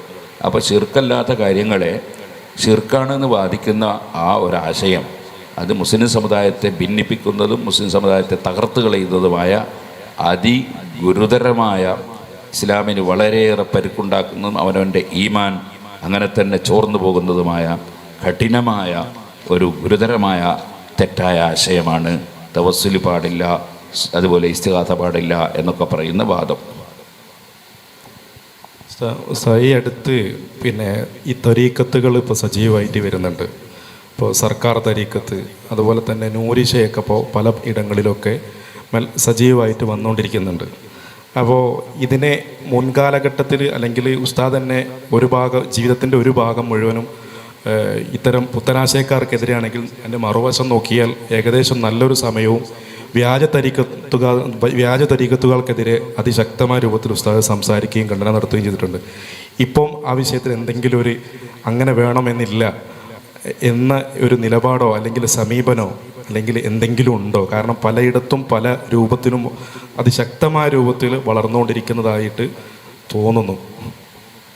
തരീഖത്തുകാർ ഇപ്പോൾ വളർന്നുകൊണ്ടിരിക്കുന്നു എന്ന് പറഞ്ഞത് ശരിയല്ല. ഇപ്പോൾ ദലാലത്തുകാർ വളർന്നുകൊണ്ടിരിക്കുന്നു എന്നാണ് പറയേണ്ടത്. തരീഖത്ത് എന്ന് പറയുന്നത് അത് ഒരു മോശമായ സംഗതിയല്ല. തരീഖത്ത് എന്ന് പറയുന്നത് മഹാന്മാരുടെ വഴി പിന്തുടർന്ന് ജീവിക്കുന്നതിനാണ് തരീഖത്ത് സ്വീകരിക്കുക എന്ന് പറയുന്നത്. അതിൽ ആത്മീയമായി മനുഷ്യൻ്റെ ആത്മശുദ്ധിക്ക് വേണ്ടി കിബിർ, അസൂയ, അതുപോലെ വൈരാഗ്യം, അങ്ങനത്തെ രോഗങ്ങളൊന്നും കൽബിന് ഇല്ലാതെ അള്ളാഹുവിൽ ലയിച്ചുകൊണ്ട് അള്ളാഹുവിൻ്റെ തൃപ്തി മാത്രം ലക്ഷ്യം വെച്ചുകൊണ്ട് പ്രവർത്തിക്കുന്ന വിധത്തിലുള്ള മാനസികാവസ്ഥ ഉണ്ടാക്കുകയും അങ്ങനെ ഇബാദത്തുകളിൽ മുഴുകി ജീവിച്ച് അള്ളാഹുവിൽ നിന്ന് കൃത്യമായി ശരിക്കും നല്ല കാര്യങ്ങൾ അള്ളാഹു സുബ്ഹാനഹു വ തആല ഖൽബിൽ ഇട്ടുകൊടുക്കുന്ന വിധത്തിലുള്ള കശ്ഫ് കറാമത്തിൻ്റെ സ്ഥാനത്തേക്ക് ഉയർന്നു വരികയും ചെയ്യുന്ന ഒരു ശരിയായ മാർഗമാണ് തരീഖത്ത് എന്ന് പറയുന്നത്. പക്ഷേ എവിടെയും ഏത് നല്ല കാര്യത്തിനും ഡ്യൂപ്ലിക്കേറ്റുകൾ ഇറങ്ങുക എന്നത് സ്വാഭാവികമാണ്. അങ്ങനെ ഡ്യൂപ്ലിക്കേറ്റുകളായി ഇറങ്ങി ഇപ്പോൾ പ്രവർത്തിച്ചു കൊണ്ടിരിക്കുന്ന ചില സാധനങ്ങളുടെ പേരുകളാണ് നേരത്തെ നിങ്ങൾ ഉണർത്തിയിട്ടുള്ളത്. ആ ഡ്യൂപ്ലിക്കേറ്റുകളെ നമ്മൾ അതാത് സമയങ്ങളിൽ, അത് പുറപ്പെട്ട സമയങ്ങളിൽ തന്നെ കൃത്യമായി വരച്ച് അതിന് ഇന്ന കുഴപ്പങ്ങളുണ്ട് എന്ന് സമൂഹത്തിനെ ബോധ്യപ്പെടുത്തിയിട്ടുണ്ട്. പിന്നെ അതിങ്ങനെ പറഞ്ഞ് അവർക്കൊരു പ്രചാരണം ആവശ്യമില്ലാതെ നടത്തേണ്ടതില്ലല്ലോ, ഒരു പ്രചരണം ഉണ്ടാക്കണ്ടല്ലോ. ആവശ്യമുള്ള സ്ഥലത്ത് ഒരു രോഗം വന്നാൽ രോഗം വരുന്ന സമയത്ത് രോഗത്തെക്കുറിച്ച് മുന്നറിയിപ്പ് നൽകും, രോഗത്തിൻ്റെ കുഴപ്പങ്ങൾ പറയും. അത് രോഗമാണെന്ന് തോന്നിയാൽ പിന്നെ അതുമായിട്ട് അടുക്കാൻ പോവില്ല. അങ്ങനെ പിന്നെ എല്ലാവരും മാറി നിന്നിങ്ങനെ പോകും. അങ്ങനെ പോകുമ്പോൾ അതിനൊന്നും വില വെക്കാതെ രോഗം വരുന്നേ വരട്ടെ എന്ന് വിചാരിച്ചിട്ട് ചിലർ ആ രോഗത്തിൽ വരട്ടെ എന്ന് വിചാരിച്ച് കയറിക്കൂടി രോഗം ബാധിക്കുന്നവരുണ്ടായിരിക്കാം. അത് അവരുടെ ഗതികേട് എന്ന് പറയല്ലാതെ വേറെ നിർവാഹം ഇല്ല. അപ്പോൾ രോഗമുള്ള സ്ഥലത്ത് ചികിത്സിക്കുക എന്നല്ലാതെ വെറുതെ പോയിട്ട് നമ്മൾ മരുന്ന് കൊടുക്കുക എന്നുള്ള പരിപാടി ഉണ്ടാവില്ലല്ലോ. ഒരു സ്ഥലത്ത് അങ്ങനെ വന്ന് അങ്ങനെ അപകടകരമായൊരു രോഗം പകരുന്നുണ്ട് എന്ന് കണ്ടാൽ അവിടെ പോയിട്ട് നമ്മൾ മരുന്ന് കൊടുക്കും, കൊടുക്കേണ്ടി വന്നാൽ കൊടുക്കും എന്നല്ലാതെ വെറുതെ ഇങ്ങനെ എവിടെയോ രോഗമുണ്ട് വിചാരിച്ചാൽ ആ രോഗത്തിനെതിരെ ഇങ്ങനെ വർത്താനം പറഞ്ഞു പോയാൽ നമുക്ക് ഭക്ഷണം കൊടുക്കാൻ പിന്നെ സമയം ഉണ്ടാവില്ല. അപ്പോൾ നമുക്ക് മരുന്ന് കൊടുക്കുക എന്നുള്ളത് രോഗത്തിനനുസരിച്ച് രോഗമുള്ള സ്ഥലത്ത് ചെയ്യുന്ന പരിപാടിയാണ്. ഭക്ഷണം വിതരണം എന്നുള്ളത് എപ്പോഴും ഉള്ളതാണ്. അപ്പോൾ നമ്മളെ ക്ലാസ്സുകളും വേദുകളും ദർസുകളൊക്കെ ഭക്ഷണം വിതരണമാണ്. അപ്പോൾ അതിൽ എല്ലാ രോഗത്തിനുമുള്ള അതിനെ പ്രതിരോധിക്കാനുള്ള പോഷകങ്ങളൊക്കെ നമ്മുടെ ക്ലാസ്സുകളിലും അതുപോലെ ദർസുകളിലൊക്കെ ഉണ്ടാകും. ചിലപ്പോൾ രോഗം വന്നു പോയ ആളുകളുണ്ടാകുമ്പോൾ അവർക്ക് ചിലപ്പോൾ സ്പെഷ്യലായി മരുന്ന് കൊടുക്കേണ്ടി വരും. അത് കൊടുക്കേണ്ട സമയത്ത് കൊടുക്കേണ്ട സ്ഥലം ആകുമ്പോൾ അവിടെ പോയിട്ട് ആ മരുന്ന് കൊടുക്കും. അതാണ് അതിൻ്റെ ചികിത്സാ രീതി എന്ന് പറയുന്നത്. പണ്ഡിതന്മാർ അതിബാഉൽ ഖുലൂബ് ഹൃദയത്തിൻ്റെ ഡോക്ടർമാരാണ്. അപ്പോൾ ആ ഹൃദയത്തിൻ്റെ ഡോക്ടർമാർ അവസരോചിതമായി നോക്കിയിട്ടാണ് അതിനാവശ്യമായ മരുന്നുകൾ കൊടുക്കുക. അല്ലാതെ വെറുതെ ഇങ്ങനെ പറഞ്ഞിട്ട് ഉണ്ടാക്കേണ്ട ആവശ്യവും ഇല്ലാത്തൊരു സാധനത്തിന് എല്ലാ നാട്ടിലും പ്രചരണം ഉണ്ടാക്കേണ്ട ആവശ്യവും ഇല്ലല്ലോ എന്നതാണ് അതിനെ സംബന്ധിച്ചുള്ള നയം. അല്ലാതെ അത് കടുത്ത ഒരു ബിദഅത്താണ്. ആ ബിദഅത്തിനെതിരെ നമ്മുടെ മുൻഗാമികളായ ഇമാമികൾ ഗൗസുൽ ആലം മുഹീദ്ദീൻ അബ്ദുൽ ഖാദിർ ജീലാനി ഖദ്ദസല്ലാഹു സിർറഹുൽ അസീസ്, ഇമാം ഗസാലി റളിയല്ലാഹു അൻഹു തുടങ്ങിയിട്ടുള്ള എല്ലാ പണ്ഡിതന്മാരും ഈ പറഞ്ഞ കള്ളത്തരീക്കത്തുകൾ അല്ലെ വ്യാജ തരീക്കത്തുകൾ എന്ന് പറയുന്ന ഈ വിഭാഗത്തിനെതിരെ ഇമാം സുയൂത്തി അടക്കം ഇമാം ഷാറാനി അടക്കം തസൗഫിൻ്റെ രംഗത്ത് പ്രഗത്ഭരായ മുഴുവൻ ഇമാമിങ്ങളും അവർക്കെതിരെ ശക്തമായി സംസാരിച്ചിട്ടുണ്ട്. അവരുടെ വഴി പിന്തുടർന്നുകൊണ്ടാണ് നമ്മളും അത് സംസാരിച്ചു കൊണ്ടിരിക്കുന്നത്. പക്ഷേ അതിൻ്റെ പേരിൽ അവരുടെ മറ്റ് കിതാബുകൾ രചിക്കുന്നതോ അവരുടെ ദർസ് നടത്തുന്നതൊന്നും അവർ നിർത്തിവെച്ചിട്ടില്ല. അതൊക്കെ നടത്തിക്കൊണ്ട് തന്നെ ഈ അപകടത്തിനെതിരെയും അവർ ശബ്ദിച്ചിട്ടുണ്ട്, അവരെഴുതിയിട്ടുണ്ട്, അവർ കിതാബുകൾ രചിച്ചിട്ടുണ്ട് എന്നതാണ് ശരി. ഈ സാധാരണക്കാർ വ്യാജ തരീക്കത്തുകളിൽ പെട്ടുപോകാതിരിക്കാനേ നമ്മുടെ സമസ്തൻ്റെ 40 ഉലമാക്കൾ ഏകദേശം എല്ലാവരും നല്ല ത്വരീക്കത്തൊക്കെ കൊണ്ടു നടക്കുന്നവരായിരിക്കും. അപ്പോൾ വ്യാജ ത്വരീക്കത്തിൽ പെട്ടുപോകരുത്. നമ്മുടെ ഉലമാക്കൾ തന്നെ ത്വരീക്കത്ത് കൊണ്ട് നടക്കുന്നവരുണ്ട്. അവരെ നിങ്ങൾ ആ രൂപത്തിൽ അവരോട് ത്വരീക്കത്തിൻ്റെ ഇജാസത്തൊക്കെ വാങ്ങാം എന്ന രൂപത്തിലൊന്ന് പ്രൊമോട്ട് ചെയ്തുകൂടെ നമ്മൾ? അപ്പോൾ വ്യാജ ത്വരീക്കത്തുകളിലേക്ക് പോകാതിരിക്കൂലേ? എന്തെങ്കിലും ഒരു പരിഹാരം ഈ സമയത്ത് വേണ്ടേ? മുജാഹിദുകൾ അവർ മൗലവിമാർ വാദിച്ചു ഞങ്ങൾ ഷാഫി ഇമാമിനെ പോലത്തെ മുജ്തഹിദുകളാണ്, അബൂ ഹനീഫ റളിയല്ലാഹു പോലത്തെ മുജ്തഹിദ് മുത്തലഖാണ്, അതുകൊണ്ട് ഞങ്ങൾക്ക് ഖുർആനും ഹദീസൊക്കെ നോക്കിയിട്ട് വിഷയങ്ങളൊക്കെ പറഞ്ഞു തരാനുള്ള കെൽപ്പും കഴിവുണ്ട് എന്ന് വാദിച്ചു. അത് ശരിയാണെന്ന് വിചാരിച്ചിട്ട് ഇമാമിങ്ങളെയൊക്കെ വലിച്ചെറിഞ്ഞ് ഒരു കൂട്ടർ ആ മുജാഹിദ് മൗലവിമാരെ പിന്നാലെ പോയി അവരെ ഈമാൻ നശിപ്പിച്ചു. ഇതേപോലെ നമ്മുടെ മുൻഗാമികളായ സാലിഹീങ്ങളായ ഔലിയാക്കളും ആരിഫീങ്ങളും അഖ്താബുകളുമായ സൂഫികളായ പണ്ഡിതന്മാർ അവർ പഠിപ്പിച്ച കിതാബുകളിൽ പറഞ്ഞതിന് വിരുദ്ധമായി ഞങ്ങൾ അവരെപ്പോലെ തന്നെയുള്ള കുത്തുബുകളാണ്, അവരെപ്പോലെ തന്നെയുള്ള ആൾക്കാരാണെന്ന് പറഞ്ഞിട്ട് കുറച്ച് വിവരം കെട്ട ജാഹിലീങ്ങൾ പുറത്തു വന്നു. അതാണ് ഈ വ്യാജ തരീഖത്തുകാർ എന്ന് പറയും. എന്നിട്ട് അവർ പറയുന്നത് പോലെ ഞങ്ങൾക്കും അവരെപ്പോലെ തന്നെയുള്ള ഉന്നതമായ സ്ഥാനമുണ്ട് എന്ന് വാദിച്ചു. അതുപോലെ തന്നെ ഞങ്ങളും ആ മുഹീദ്ദീൻ ശൈഖിനെ പോലത്തെ ആളാണ് അല്ലെങ്കിൽ റിഫായി ശൈഖിനെ പോലത്തെ ആളാണെന്ന് വാദിക്കാൻ നമ്മളെ മൗലവിമാരെ കിട്ടില്ല. കാരണം അവർക്ക് ഇല്ലാത്തൊരു സ്ഥാനം അവർ വാദിക്കാൻ അവർ പോകില്ല, അവർക്കുള്ള സ്ഥാനം മാത്രമേ പറയൂ. അതേസമയത്ത് ആ മുഹീദ്ദീൻ ശൈഖ് റളിയല്ലാഹു അൻഹും റിഫായി ശൈഖ് റളിയല്ലാഹു അൻഹും ഗസാലി ഇമാം റളിയല്ലാഹു അൻഹു പോലെയുള്ള വലിയ മഹാന്മാർ പറഞ്ഞ ആശയം ഇന്നതാണെന്നും ആ ആശയം മുറുകെ പിടിച്ച് നിങ്ങൾ ജീവിക്കണമെന്നും പറഞ്ഞു കൊടുക്കും. മറ്റൊന്ന്, ചെറിയ ഒരു പ്രസവിച്ച ഉടനെയുള്ള കുട്ടിക്ക് ഒരാൾ ഞാൻ വലിയ ഡോക്ടറാണെന്ന് പറഞ്ഞിട്ട് പ്രസവിച്ച ഉടനെയുള്ള കുട്ടിക്ക് നന്നായിട്ട് ആട്ടിറച്ചി ഇങ്ങനെ വിളമ്പുകയാണ്, അതിങ്ങനെ വായിലിട്ട് ഉന്തി കൊടുക്കുകയാണ്. അപ്പോൾ അത് കണ്ടിട്ട്, അല്ലെങ്കിൽ പ്രസവിച്ച ഉടനെ 1-2 വയസ്സുള്ള കുട്ടിക്ക് ദഹിക്കാത്തത് ഇങ്ങനെ കൊടുത്തുകൊണ്ടിരിക്കുകയാണ്. അങ്ങനെ കൊടുക്കുന്നത് കണ്ടിട്ട് അതേപോലെ കൊടുക്കാൻ നമ്മളെ ആസ്പത്രിയിൽ ഡോക്ടർ തയ്യാറാകാത്തത് എന്ന് ചോദിച്ചാൽ ആ ഡോക്ടർക്കറിയാം ഈ കുട്ടിക്ക് അത് ദഹിക്കൂല. അപ്പോൾ ആ കുട്ടിക്ക് ദഹിക്കുന്നതേ ആ കുട്ടിക്ക് കൊടുക്കാൻ പറ്റുള്ളൂ. അപ്പോൾ ത്വരീഖത്തിൻ്റെ മശായിഖന്മാർ ഓരോരുത്തരുടെയും വേർതിരിച്ചിട്ടുണ്ട്. ഇമാം ഗസാലി റളിയല്ലാഹു അൻഹു പറഞ്ഞു, ഒളുവെടുക്കാതെ അവറത്ത് മറക്കാതെ ഖിബിലക്ക് തിരിയാൻ ഖിബില എങ്ങോട്ടാണെന്ന് മനസ്സിലാകാതെ നിസ്കാരത്തിൻ്റെ ഒരുക്കങ്ങളൊന്നും ഇല്ലാത്ത ഒരാൾക്ക് എന്തിനാണിടോ ഒരു ഇമാമിൻ്റെ ആവശ്യം എന്ന് ചോദിച്ചു. എന്ന് പറഞ്ഞതിൻ്റെ അർത്ഥം ഒരു ഇമാം ആവശ്യമായി വരുന്നത് ഒളുവെടുത്ത് നിസ്കാരത്തിന് തയ്യാറായവനിക്കാണ് ഇമാമിൻ്റെ ആവശ്യം. ഇതുപോലെ വലിയ വലിയ മഹാന്മാരും കയറിപ്പിടിച്ച് എത്തിപ്പെട്ട വലിയ വലിയ മഖാമുകൾ, സ്ഥാനങ്ങൾ, ആ സ്ഥാനങ്ങളിലേക്ക് എത്താൻ ആ സ്ഥാനത്ത് നേരത്തെ ഉയർന്നു വന്ന ആളുകൾ ഇമാമത്ത് പറഞ്ഞാൽ അവർ നേതൃത്വം നൽകണം. അങ്ങനെ ഉള്ള ഒരു സ്ഥാനത്തേക്ക് ഉയർന്നു വരാൻ മാത്രം പര്യാപ്തമായ ഒരു സാഹചര്യത്തിൽ ഈ സാധാരണക്കാരായ ആളുകൾ എത്തിയിട്ടില്ല. സാധാരണക്കാരായ ആളുകൾ എന്ത് സ്വീകരിക്കണം എന്നത് ത്വരീഖത്തിൻ്റെ മശായിഖന്മാരായ ഇമാമിങ്ങൾ അവരെ കിതാബിൽ രേഖപ്പെടുത്തിയിട്ടുണ്ട്. അവരെന്താ വേണ്ടത്? അവർ കൃത്യമായി 5 വഖത്ത് നിസ്കരിക്കുക, കഴിയുന്നത്ര സുന്നത്ത് നിസ്കാരമൊക്കെ എടുക്കുക, ഖുർആൻ ഓതുക, ദിക്ർ ചൊല്ലുക, അത്തരം പരിപാടികളൊക്കെ ചെയ്യാം. അവർ അഹങ്കാരവും അസൂയൊന്നും ഇല്ലാതിരിക്കാൻ വേണ്ടി നല്ല ബോധമുള്ള പണ്ഡിതന്മാരുടെ ഉപദേശങ്ങളും നിർദ്ദേശങ്ങളൊക്കെ കേൾക്കുകയും താഴ്മയോടുകൂടെ നല്ല സ്വഭാവത്തിൽ ജീവിക്കുകയും ചെയ്യാം. അതിലപ്പുറമുള്ള കാര്യങ്ങളിലേക്ക് പോയിട്ട് അവർ കച്ചവടമൊക്കെ വലിച്ചെറിഞ്ഞ് ഉള്ള ഈ വീടും അതുപോലെ സാധനങ്ങളൊക്കെ ഷെയ്ഖിന് കൊണ്ടുപോയി സമർപ്പിച്ച് എന്നിട്ട് ഷെയ്ഖിൻ്റെ കൂടെ അങ്ങ് കൂടിയാലും നേരെ ഡയറക്റ്റ് ഷെയ്ഖ് അങ്ങ് സ്വർഗത്തിലെത്തിക്കുമെന്ന് വിചാരിച്ച്, എന്നിട്ട് ഈ ഷെയ്ഖിൻ്റെ എല്ലാ അന്ധവിശ്വാസങ്ങളും അവൻ്റെ മുഴുവൻ വിവരക്കേടുകളും കേട്ട് അതും കേട്ട് ഇങ്ങനെ ഇരുന്ന് അങ്ങനെ ദുന്യാവും ആഖിറും ഹസ്രത്ത് ദുന്യാവൽ ആഖിറ, ദുന്യാവും ആഖിറും നഷ്ടപ്പെടുത്തുന്ന ഒരു പ്രവർത്തനത്തിലേക്കാണ് ഈ വ്യാജ തരീഖത്ത് കയറിൽപ്പെട്ടുപോയ ആളുകൾ പോകുന്നത്. അതൊരിക്കലും തരീഖത്തല്ല. തരീഖത്തിന് അതിൻ്റേതായ വഴികളുണ്ട്, അതിൻ്റേതായ മാർഗങ്ങളുണ്ട്, അതിൻ്റേതായ ഉസ്ലൂബുണ്ട്. അതിനെ സംബന്ധിച്ചൊന്നും പഠിക്കാത്ത അറിയാത്ത സാധാരണക്കാരൻ ഇത് വലിയ തരീഖത്താണ്, ഞാനിപ്പോൾ അടുത്ത് മുഹീദീൻ ആകാൻ പോവാണ്, മറ്റേ എൻ്റെ ഈ ഷെയ്ഖാണെന്ന് പറഞ്ഞ് ഇരിക്കുന്ന ആൾ പണ്ടങ്ങ മുഹീദീൻ ആയി കഴിഞ്ഞിട്ടുണ്ട് എന്ന് വിചാരിച്ചിട്ട് ഈ വ്യാജന്മാരായ കപടന്മാരായ ആളുകളെ കെണിയിൽപ്പെടണം. അവരെ പറ്റിയാണ് ബഹുമാനപ്പെട്ട മുഹീദ്ദീൻ ശൈഖ് റളിയല്ലാഹു അൻഹു വളരെ ശക്തമായി അവിടുത്തെ ഫത്ഹുർ റബ്ബാനിയിലും മറ്റു കിതാബിലുമൊക്കെ മുനാഫിഖുകൾ, ദജ്ജാലുകൾ, അവരുടെ അടുത്ത് നിങ്ങൾ പോയി ഇരിക്കരുത്, അവരെ നിങ്ങൾ സമ്പർക്കം പുലർത്തരുത്, അവരുമായി നിങ്ങൾ ബന്ധം പുലർത്തരുത്, അവർക്ക് ഇതിൻ്റെ യാതൊരു മാധുര്യവും ലഭിച്ചിട്ടില്ല, ലഭിക്കാനുള്ള സാധ്യതയും ഇല്ലാത്ത വിധത്തിലാണ് അവരുള്ളത് എന്ന് പറഞ്ഞ് താക്കീത് ചെയ്തത്. അപ്പം നമ്മൾ ഇമാമിങ്ങളുടെ ഔലിയാക്കളുടെ വഴിയിലാണ്.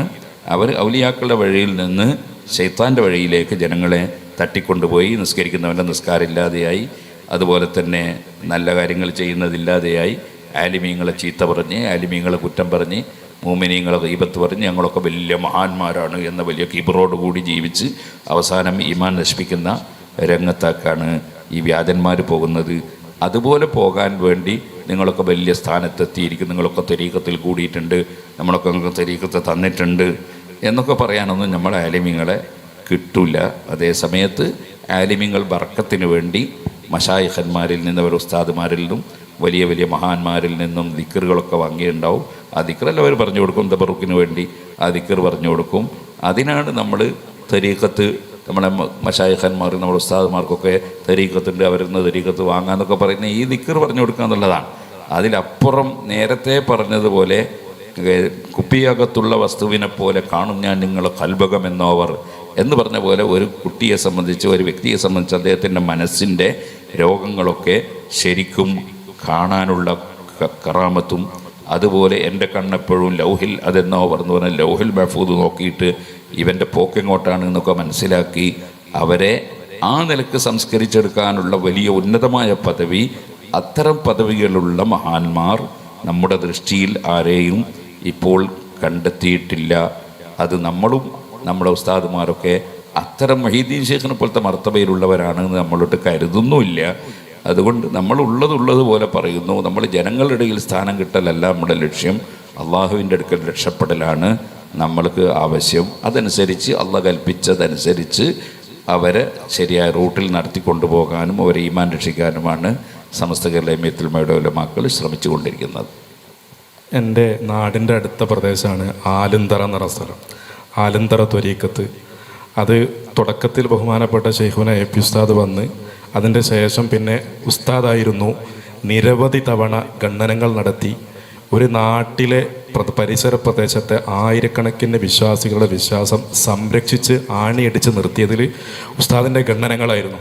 പക്ഷേ ആ രൂപത്തിലുള്ള ഖണ്ഡനങ്ങളും ഒക്കെ വരുമ്പോഴല്ലേ ഈ സാധാരണക്കാരൊക്കെ ഉസ്താദ് നേരത്തെ പറഞ്ഞു രോഗങ്ങളുടെ അടുത്ത് മാത്രം ശ്രദ്ധിച്ചാൽ പോരെ എന്ന് പറയുമ്പോൾ ഒന്നുകൂടി ഒന്ന് വിശദീകരിച്ചാൽ സന്തോഷമായിരുന്നു. കാരണം ആ നാട് ഒന്നാകെ മാറിയത് ഉസ്താദിൻ്റെ അന്നത്തെ അതിശക്തമായ രൂപത്തിലുള്ള ഖണ്ഡനം കൊണ്ട് മാത്രമാണ്. അപ്പോൾ ആ ഒരു സമീപനം ഇന്നത്തെ കാലത്തും വ്യാജ തരീക്കത്തുകൾക്കെതിരെ എടുത്തൂടെ എന്നുള്ളതാണ്. അത് അവിടെ ആലന്തറ പ്രസംഗിച്ച അതേ പ്രസംഗം നമ്മൾ വന്നിട്ട് താമരശ്ശേരിയും പൂനൂരും കുന്നമംഗലത്തൊന്നും പ്രസംഗിച്ചിട്ടില്ലല്ലോ. കാരണം അവിടെ രോഗമുണ്ട്. ആ രോഗമുള്ള സ്ഥലത്ത് പോയിട്ട് അവിടെ ചികിത്സ നടത്തി അങ്ങനെ ആ രോഗത്തിലെ ജനങ്ങളെ മാറ്റിയെടുക്കാൻ ശ്രമിച്ചു. അതുപോലെ നിങ്ങളുടെ അടുത്ത് തന്നെ ഒരു സ്ഥലമുണ്ട് ഓമശ്ശേരി. അവിടെ ഒരു സംഗതിയിൽ പെട്ടുപോയിട്ട് ആളുകൾ നിസ്കാരമൊന്നും വേണ്ട എന്ന് പറയുന്ന സ്ഥാനത്തെത്തിയപ്പോൾ അവിടെയും അതേപോലെ ഞാൻ പ്രഭാഷണം നടത്തിയിട്ടുണ്ട്. കൂത്തുപറത്ത് വേങ്ങാട് എന്ന് പറഞ്ഞ സ്ഥലത്ത് ഒരു പ്രായം ചെന്നൊരു മനുഷ്യനുണ്ടായിരുന്നു. കിണറ്റി കുത്തിരിക്കലായിരുന്നു അയാൾ. അദ്ദേഹം കുറേ തെറ്റായ ആശയങ്ങൾ പ്രചരിപ്പിച്ചപ്പോൾ അദ്ദേഹത്തിൻ്റെ നോട്ടീസുകളും ലഘുലേഖകളൊക്കെ നാദാപുരം ഭാഗത്തൊക്കെ പ്രചരിപ്പിച്ചപ്പോൾ നാദാപുരത്തും കലാച്ചിയിലൊക്കെ അദ്ദേഹത്തിനെതിരെ പ്രഭാഷണം നടത്തിയിട്ടുണ്ട്. അതുപോലെ അങ്ങകലെ കൂട്ടായിയിൽ നൂർഷാ തരീക്കത്തിൻ്റെ ആളുകൾ വലിയ വെല്ലുവിളി നടത്തിയപ്പോൾ അവിടെ പോയി പ്രസംഗിച്ച് CD ഇറക്കിയിട്ടുണ്ട്. അങ്ങനെ ഓരോ സ്ഥലത്തും ആവശ്യത്തിനനുസരിച്ച് നമ്മൾ കൈകാര്യം ചെയ്യുന്നുണ്ട്. ഇപ്പോഴും ഒരു സ്ഥലത്ത് അത്തരം ഒരു തരീക്കത്ത് എന്ന പേരിൽ തരീക്കത്തല്ലാത്ത സാധനത്തെ തരീക്കത്ത് എന്ന പേരിൽ വലാലത്തിനെ പ്രചരിപ്പിക്കുന്ന ഒരു സ്ഥലം അതിൻ്റെ ഷെറുണ്ട് എന്ന് നമ്മളെ പ്രവർത്തകർ ബോധ്യപ്പെടുത്തി അവിടെ ഒരു പരിപാടി നടത്തണം എന്നാവശ്യപ്പെട്ടാൽ അവിടെ ഒരു പരിപാടി നടത്താൻ പോവും. അല്ലാതെ വെറുതെ ഇങ്ങനെ നമ്മൾ അമ്മികൊത്താനുണ്ടോ എന്ന് ചോദിച്ച് നടക്കുന്ന മാതിരി നടക്കേണ്ട ആവശ്യമില്ലല്ലോ. ആവശ്യമുള്ള സ്ഥലത്ത് ചെയ്യും, ആവശ്യമില്ലാത്ത സ്ഥലത്ത് അത് ചെയ്യൂല. അങ്ങനെയാണ് മുമ്പേ നടന്നു വരുന്നത്, ഇപ്പോഴും അങ്ങനെ തന്നെയാണ് നടക്കുന്നത്. അതിൽ മാറ്റമൊന്നുമില്ല. സമസ്തയുടെ 19ാം സമ്മേളനത്തിൽ 1951 മാർച്ചിൽ വടകര നടന്നൊരു സമ്മേളനത്തിലെ പ്രമേയം മഹാന്മാരുടെ പേരിൽ കഴിച്ചു വരാറുള്ള നേർച്ചകളും മറ്റും നടന്നു വരുന്നതും അഹ്ലുസുന്നയിൽപ്പെട്ട ഉലമാക്കളുടെ ദൃഷ്ടിയിൽ വിരോധിക്കപ്പെടുന്നതുമായ എല്ലാ അനാചാരങ്ങളും നിർത്തൽ ചെയ്ത് തലസ്ഥാനങ്ങളിൽ സുന്നത്തായ ആചാരങ്ങളെ മാത്രം നടപ്പിൽ വരുത്താൻ ഈ യോഗം തീരുമാനിക്കുകയും ഉപദേശിക്കുകയും ചെയ്യുന്നു എന്നാണ് പ്രമേയം. പക്ഷേ ഇന്നത്തെ കാലഘട്ടത്തിൽ നാടുകളിലൊക്കെയും മതപരമായ പ്രവർത്തനങ്ങൾ സജീവമാണ്. മദ്രസകളും പള്ളികളും വയലുകളും ഗംഭീരമായി നടക്കുന്നുണ്ട്. അതേസമയം വിവാഹ വീടുകളിലും ആഘോഷ പരിപാടികളിലും പലപ്പോഴും എല്ലാത്തരം അതിർവരമ്പും ലംഘിക്കുന്നുണ്ട്. നേർച്ചൻ്റെ ഇത് മാത്രമല്ല, ഇത്തരം വിഷയങ്ങളും നന്നായിട്ട് എന്ത് ചെയ്യുന്നുണ്ട്, ഇപ്പം നടക്കുന്നുണ്ട്. അപ്പോൾ ഉസ്താദുമാർ വരെ ഇക്കാര്യത്തിൽ വിമർശന വിധേയരാവുകയും ചെയ്യുന്നുണ്ട്. അപ്പം മതപ്രചാരണത്തിൻ്റെ പോരായ്മയാണോ ഇത് സൂചിപ്പിക്കുന്നത്? ആശുപത്രികളും ഡോക്ടർമാരും ഇല്ലാത്തത് കൊണ്ടല്ല രോഗം പകരുന്നത്, ആശുപത്രി വർക്ക് ചെയ്യാത്തതുകൊണ്ടുമല്ല. അത് രോഗം ഇങ്ങനെ പടർന്നുകൊണ്ടേയിരിക്കും. ഇതുപോലെ ആത്മീയമായ ബോധവും ചിന്തയും മനുഷ്യനെ നിയന്ത്രിക്കുന്നതിന് പകരം ഭൗതികമായ ചിന്തയും ഭൗതികമായ ആഹ്ലാദവുമൊക്കെ മനുഷ്യനെ രസം പിടിപ്പിക്കുന്ന ഖിയാമത്ത് നാളാണ്. അതുകൊണ്ട് പല സ്ഥലങ്ങളിലും പല വേദികളിലും അങ്ങനെ സംഭവിച്ചു പോകുന്നുണ്ട്. ആ സംഭവിച്ചു പോകുന്നതിനെതിരെ നമ്മളൊക്കെ പ്രഭാഷണങ്ങളിലും പ്രസംഗങ്ങളിലൊക്കെ നമ്മുടെ നാദാപുരം കൊല്ലത്തിൽ നടക്കുന്ന സപ്തദിന പ്രഭാഷണങ്ങളിലൊക്കെ അത്തരം കാര്യങ്ങളെ സംബന്ധിച്ച് നമ്മൾ ധാരാളമായി സംസാരിക്കുകയും ജനങ്ങളിലെത്തിക്കാൻ വേണ്ടി ശ്രമിക്കുകയും ചെയ്യാറുണ്ട്. ഇപ്പോൾ കർണാടകയിൽ നമ്മുടെ SOSൻ്റെ പ്രവർത്തകർ പ്രത്യേകം ഒരു പരിപാടി സംഘടിപ്പിച്ച് അതിൻ്റെ സമാപനത്തിൽ ഞാൻ പോയിരുന്നു. അങ്ങനെ ആവശ്യമുള്ള സ്ഥലങ്ങളിൽ ഇപ്പോഴും അതിനെതിരെയും നമ്മൾ പറയേണ്ടതൊക്കെ പറയുന്നുണ്ട്. ആരും ഇതൊരു തെറ്റാണെന്ന് അറിയാഞ്ഞിട്ടൊന്നുമല്ല ഇത്തരം കാര്യങ്ങൾ ചെയ്യുന്നത്, മറിച്ച് അതൊന്നും സാരമില്ല എന്നുള്ള നിലയ്ക്ക് ഒരു ദീനിനോടുള്ള അവഗണനയാണ്. ആ അവഗണന അനുസരിച്ച് ചെയ്യുകയാണ് പല സ്ഥലത്തും നടക്കുന്നത്. അല്ലാതെ അത് തിരിയാത്തതുകൊണ്ട് ചെയ്തു എന്നാണ് എന്ന അഭിപ്രായമില്ല. നേർച്ചയിലെ അനാചാരം എന്ന് പറയുന്നത് അന്ന് ചില സ്ഥലങ്ങളിൽ, ഇന്നും ചില സ്ഥലങ്ങളിൽ നടക്കുന്നുണ്ട്. നേർച്ച എന്ന പേരിൽ പരിപാടി നടത്തിയിട്ട് അവിടെ കുറേ വേണ്ടാത്ത പരിപാടികൾ, ശറഅയിന് യോജിക്കാത്ത പരിപാടികൾ നടത്തുമ്പോൾ അതൊരു മതപരമായ കർമ്മമാണ് എന്നും ഔലിയാക്കൾക്ക് വലിയ സ്നേഹവും പൊരുത്തവും കിട്ടുന്നൊരു സംഗതിയാണെന്നും ജനങ്ങൾ തെറ്റിദ്ധരിച്ച് പോകാൻ സാധ്യതയുള്ളത് കൊണ്ട് പണ്ഡിതന്മാർക്ക് അത് പ്രത്യേകം ഹൈലൈറ്റ് ചെയ്ത് പറഞ്ഞ് മനസ്സിലാക്കി കൊടുക്കൽ ആവശ്യമുണ്ട്. അതുകൊണ്ടാണ് അന്നത്തെ പ്രമേയത്തിൽ അതിനെ പ്രത്യേകം എടുത്തു പറയാൻ കാരണം. രണ്ട് ചോദ്യമുണ്ട് സാർ. ഇപ്പോൾ കേരള ജമിയത്തുൽ ഉലമ സ്ഥാപിതമായതിനു ശേഷമാണല്ലോ പ്രതിരോധ നിലക്ക് സമസ്ത കേരള ജമിയത്തുൽ ഉലമ സ്ഥാപിതമാകുന്നത്. ലോകപ്രസിദ്ധരായ ഉലമാക്കൾ, അതുപോലെ ലോകപ്രസിദ്ധ ഉലമാക്കൾ ഉണ്ടായിരുന്നെങ്കിൽ അതുവരെ മുസ്ലിം പണ്ഡിതന്മാരുടെ ഒരു സംഘാടനം കേരളത്തിൽ ഉണ്ടായിരുന്നില്ല. അനിവാര്യമല്ലെങ്കിൽ കൂട്ടായ്മ വേണ്ട എന്നാണോ ഇത് കാണിക്കുന്നത്? നമ്മൾ നബി സല്ലല്ലാഹു അലൈഹി വസല്ലം തങ്ങളുടെ കാലഘട്ടം മുതൽ തന്നെ, അല്ലെ സഹാബത്തിൻ്റെ കാലഘട്ടം മുതൽ ഇവിടെ ഇസ്ലാം മതം വന്നിട്ടുണ്ടല്ലോ. എന്നിട്ട് അന്ന് സഹാബികൾ ഇവിടെ ഒരു സംഘടന ഉണ്ടാക്കിയില്ലല്ലോ. സഹാബികൾ ശേഷം ഇവിടെ ഒരുപാട് അയിമ്മത്ത് ജീവിച്ചല്ലോ. സൈനുദ്ദീൻ മഖ്ദൂം റളിയല്ലാഹുവിനെ പോലെയുള്ള ഒരുപാട് അയിമ്മത്ത് ജീവിച്ചല്ലോ. അവരാരും അങ്ങനെ ഒരു സംഘടന ഉണ്ടാക്കിയിട്ടില്ലല്ലോ. അപ്പോൾ എന്തുകൊണ്ടാണ് അവർ സംഘടന ഉണ്ടാക്കാതിരുന്നത്? അന്ന് അതിൻ്റെ ആവശ്യമില്ലാത്തതുകൊണ്ടാണ്. ആവശ്യത്തിനനുസരിച്ച് ഇസ്ലാമിൻ്റെ ആശയങ്ങൾ പ്രചരിപ്പിക്കാനുള്ള മാർഗം തേടുക എന്നതാണ് നമ്മൾ അയിമ്മത്ത് മുൻഗാമികൾ നമുക്ക് പഠിപ്പിച്ചു തന്ന വഴി. അതുകൊണ്ടാണ് ഇപ്പോൾ നബി സല്ലല്ലാഹു അലൈഹി വസല്ലം സഹാബത്ത് ഷാഫി ഇമാം ഉണ്ടാക്കിയതുപോലെ ഒരു കിതാബ് റിസാല ഉണ്ടാക്കിയിട്ടില്ലല്ലോ, ഒരു കിതാബ് ലുമ്മ ഉണ്ടാക്കിയിട്ടില്ലല്ലോ. അതുപോലെ തന്നെ സഹാബത്ത് സഹീൽ ബുഖാരി പോലുള്ളൊരു കിതാബ് എഴുതിയിട്ടില്ലല്ലോ. കാരണം അന്ന് അതിൻ്റെ ആവശ്യമില്ല. അന്ന് എല്ലാവർക്കും സഹീൽ ബുഖാരി അറിയുന്ന പോലെ തന്നെ എല്ലാവരും. എന്ന് പറഞ്ഞാൽ അതിൻ്റെ അർത്ഥം ബുഖാരിൻ്റെ കിതാബില്ല, ആ ഹദീസ് ഇങ്ങനെ പറയുകയും പഠിപ്പിക്കുകയൊക്കെ ചെയ്യുന്നവരാണ് എല്ലാവരും. അതോടുകൂടെ തന്നെ അവർ ദീനിന് വേണ്ടിയുള്ള ഒരുപാട് പ്രവർത്തനങ്ങൾ വേറെ നടത്തുന്നുണ്ട്. അതേസമയത്ത് ഹദീസുകൾ എഴുതി വെച്ചില്ലെങ്കിൽ പിൽക്കാലത്ത് അത് ദോഷം ചെയ്യും എന്ന് കണ്ടപ്പോഴാണ് ഉമർ ഇബ്നു അബ്ദുൽ അസീസ് റളിയല്ലാഹു അൻഹു, അബൂബക്കർ ഇബ്നു ഹസ്ം റളിയല്ലാഹു അൻഹു പോലത്തവർ അതിനു വേണ്ടിയുള്ള തുടക്കം കുറിക്കുന്നത്. ഇതുപോലെ ഓരോ സംഗതികളും അതാത് കാലഘട്ടങ്ങളിൽ അയിമ്മത്ത് അവരെ കാലഘട്ടങ്ങളിൽ ഉസൂലുൽ ഫിഖ്ഹിൻ്റെ കിതാബ് എഴുതി വെക്കുകയും ഫിഖ്ഹിൻ്റെ കിതാബ് എഴുതി വെക്കുകയും ചെയ്തില്ലെങ്കിൽ പിൽക്കാലത്ത് കണ്ടവനൊക്കെ തോന്നിയാസം മതം പറയും എന്ന് കണ്ടപ്പോൾ പിൽക്കാലത്തുള്ള ആളുകൾക്ക് അത് നിലനിർത്താൻ വേണ്ടി ആവശ്യമായ കിതാബുകൾ രചിച്ചു. അപ്പോൾ മുമ്പെന്തെങ്കിലും രചിക്കാത്ത എന്ന ചോദ്യമില്ല. മുമ്പ് അതിൻ്റെ ആവശ്യമില്ല. സ്വഹാബത്തിന് അവർക്ക് കുറഞ്ഞ ആളുകളും കുറച്ച് ആളുകളും ഇന്നത്തെ പോലെ ഇത്ര വിപുലമായിട്ടുള്ള ജനങ്ങളൊന്നും ഇല്ലല്ലോ. അപ്പോൾ ഒരാൾക്കൊരു വിഷയം വരുമ്പോൾ അവർ പോയിട്ട് അറിയുന്ന ഒരാളോട് ചോദിക്കും, അദ്ദേഹം ഒരു ഫത്വ കൊടുക്കും, അതനുസരിച്ച് മുന്നോട്ട് പോകും. പിന്നെ ഏകദേശം ആളുകൾ വന്ന് മുഫ്തികളും മുജ്തഹിദീങ്ങളുമാണ്. അന്നിങ്ങനെ എഴുതി വെച്ച് പിൽക്കാലത്തെ സുരക്ഷിതമായി നിലനിർത്തേണ്ട ആവശ്യം സഹാബത്തിൻ്റെ കാലത്തില്ല. അങ്ങനെ ഓരോന്നും ഇപ്പോൾ നബി സല്ലല്ലാഹു അലൈഹി വസല്ലം കാലഘട്ടത്തിൽ ഖുർആൻ 30 ഒന്നും എഴുതി വെച്ചിട്ടില്ലല്ലോ. അന്ന് എഴുതി വെക്കണമെന്നില്ല, അന്നതിൻ്റെ ആവശ്യമില്ല. ആ സമയത്ത് ഉമർ ഇബ്നുൽ ഖത്താബ് റളിയല്ലാഹു അൻഹു ഇനി എഴുതി വെക്കൽ ആവശ്യമാണ് എന്ന് സിദ്ദീഖ് റളിയല്ലാഹുവിൻ്റെ ശ്രദ്ധയപ്പെടുത്തിയപ്പോൾ എഴുതി വെച്ചു.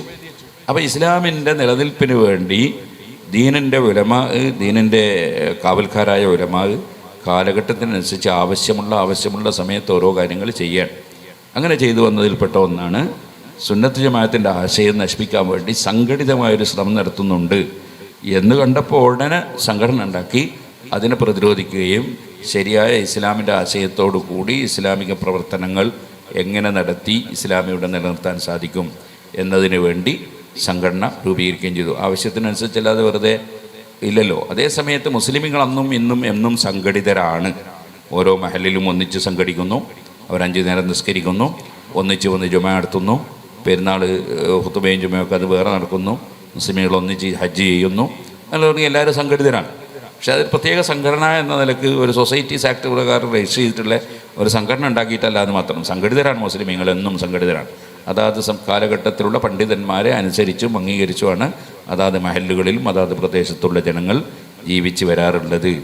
അതിനൊരു സംഘടനാ രൂപം ഉണ്ടാക്കേണ്ട ആവശ്യം വന്നപ്പോൾ ഉണ്ടാക്കി. അതിൻ്റെ ഗുണം ഇന്ന് സമൂഹം അനുഭവിക്കുകയാണ്. അതില്ലാത്തതിൻ്റെ പേരിലാണ് ബംഗാളിലും ബീഹാറിലൊക്കെ ഉള്ള ആൾക്കാർ ഇവിടെ ഇപ്പോൾ ഒന്ന് ജോലി എടുക്കാനൊക്കെ വരുന്നവരുണ്ടല്ലോ. അവർക്കൊരു ഫാത്തിഹ പോലും അറിയില്ല, അതുപോലെ ഖുർആൻ ഒന്നും അറിയില്ല, ഒളു കൊടുക്കുന്ന അറിയില്ല. അത് അത്തരത്തിലുള്ള കാലോചിതമായ പ്രവർത്തനം അവിടെ നടക്കാതെ പോയത് കൊണ്ടാണ്. അതുകൊണ്ട് കാലോചിതമായ പ്രവർത്തനം നടത്തിയെന്ന് മാത്രമേ ഉള്ളൂ. അതിനപ്പുറം ഒരു പുതിയതൊന്നും അതിലില്ല.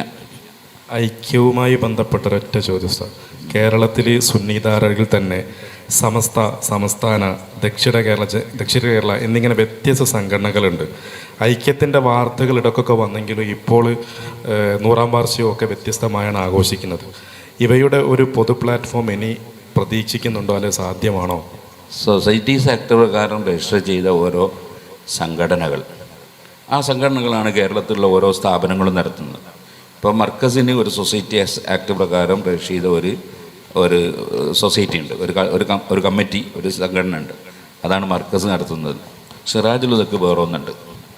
അതേപോലെ തന്നെ പട്ടിക്കാട് ജാമിയ നൂരിയ അറബി കോളേജിൽ ചിലപ്പോൾ അതിന് വേറെ ഒന്നുണ്ടാവും. നന്ദി അറബി കോളേജിനും മറ്റൊന്നുണ്ട്. അങ്ങനെ ഓരോ സ്ഥാപനത്തിനും ഉണ്ടാവും. അവരെല്ലാവരും പഠിപ്പിക്കുന്ന ആശയം ചിലപ്പോൾ ഒന്ന് തന്നെയായിരിക്കും. അസാധ്യ വ്യത്യസ്തമായ വേദികൾ, സംരംഭങ്ങൾ, വ്യത്യസ്തമായ സംഘടനകൾ. ഇനിയിപ്പോൾ പറഞ്ഞാൽ SSF എന്നുണ്ടൊന്നുണ്ട്. അത് സൊസൈറ്റീസ് ആക്ട് പ്രകാരം രജിസ്റ്റർ ചെയ്തൊരു സംഘടനയാണ്. SYS തന്നെ വേറൊന്നുണ്ട്. കേരള മുസ്ലിം ജമാഅത്ത് തന്നെ വേറൊന്നുണ്ട്. സമസ്ത കേരള ജമിയത്തുൽ ഉലമ എന്നിട്ട് മറ്റൊന്നുണ്ട്. ഇങ്ങനെ വ്യത്യസ്തമായ സംഘടനകൾ ഉണ്ടാകുന്നത് കൊണ്ട് അവിടെ അനൈക്യമൊന്നുമില്ലല്ലോ. ഒരേ ആശയത്തിന് വേണ്ടി ഒരുപാട് വേദികളിൽ വ്യത്യസ്തമായ രൂപത്തിൽ പ്രവർത്തനങ്ങൾ നടത്തി ഒരേ ആശയത്തെ നിലനിർത്താൻ വേണ്ടി ശ്രമിക്കുന്നു എന്നല്ലാതെ അതിൻ്റെ പേരിൽ ഒരു അനൈക്യമുണ്ട് എന്ന് പറയുന്നതിന് യാതൊരു അർത്ഥവും ഇല്ലല്ലോ. എന്നാൽ പിന്നെ എല്ലാം കൂടിയിട്ട് ഒറ്റ ഒരു സ്ഥാപനം പോരെ, ഒരൊറ്റ സംഘടന പോരെ എന്ന് ചോദിക്കുന്നതിന് എന്താ അർത്ഥമുള്ളത്? പല സംഘടനകളിലായി പ്രവർത്തിക്കുന്നത് ഒരേ ആശയത്തിന് വേണ്ടിയാണ്. ഒരേ ആശയത്തിന് വേണ്ടി പ്രവർത്തിക്കുമ്പോൾ പ്രശ്നങ്ങളൊന്നുമില്ല.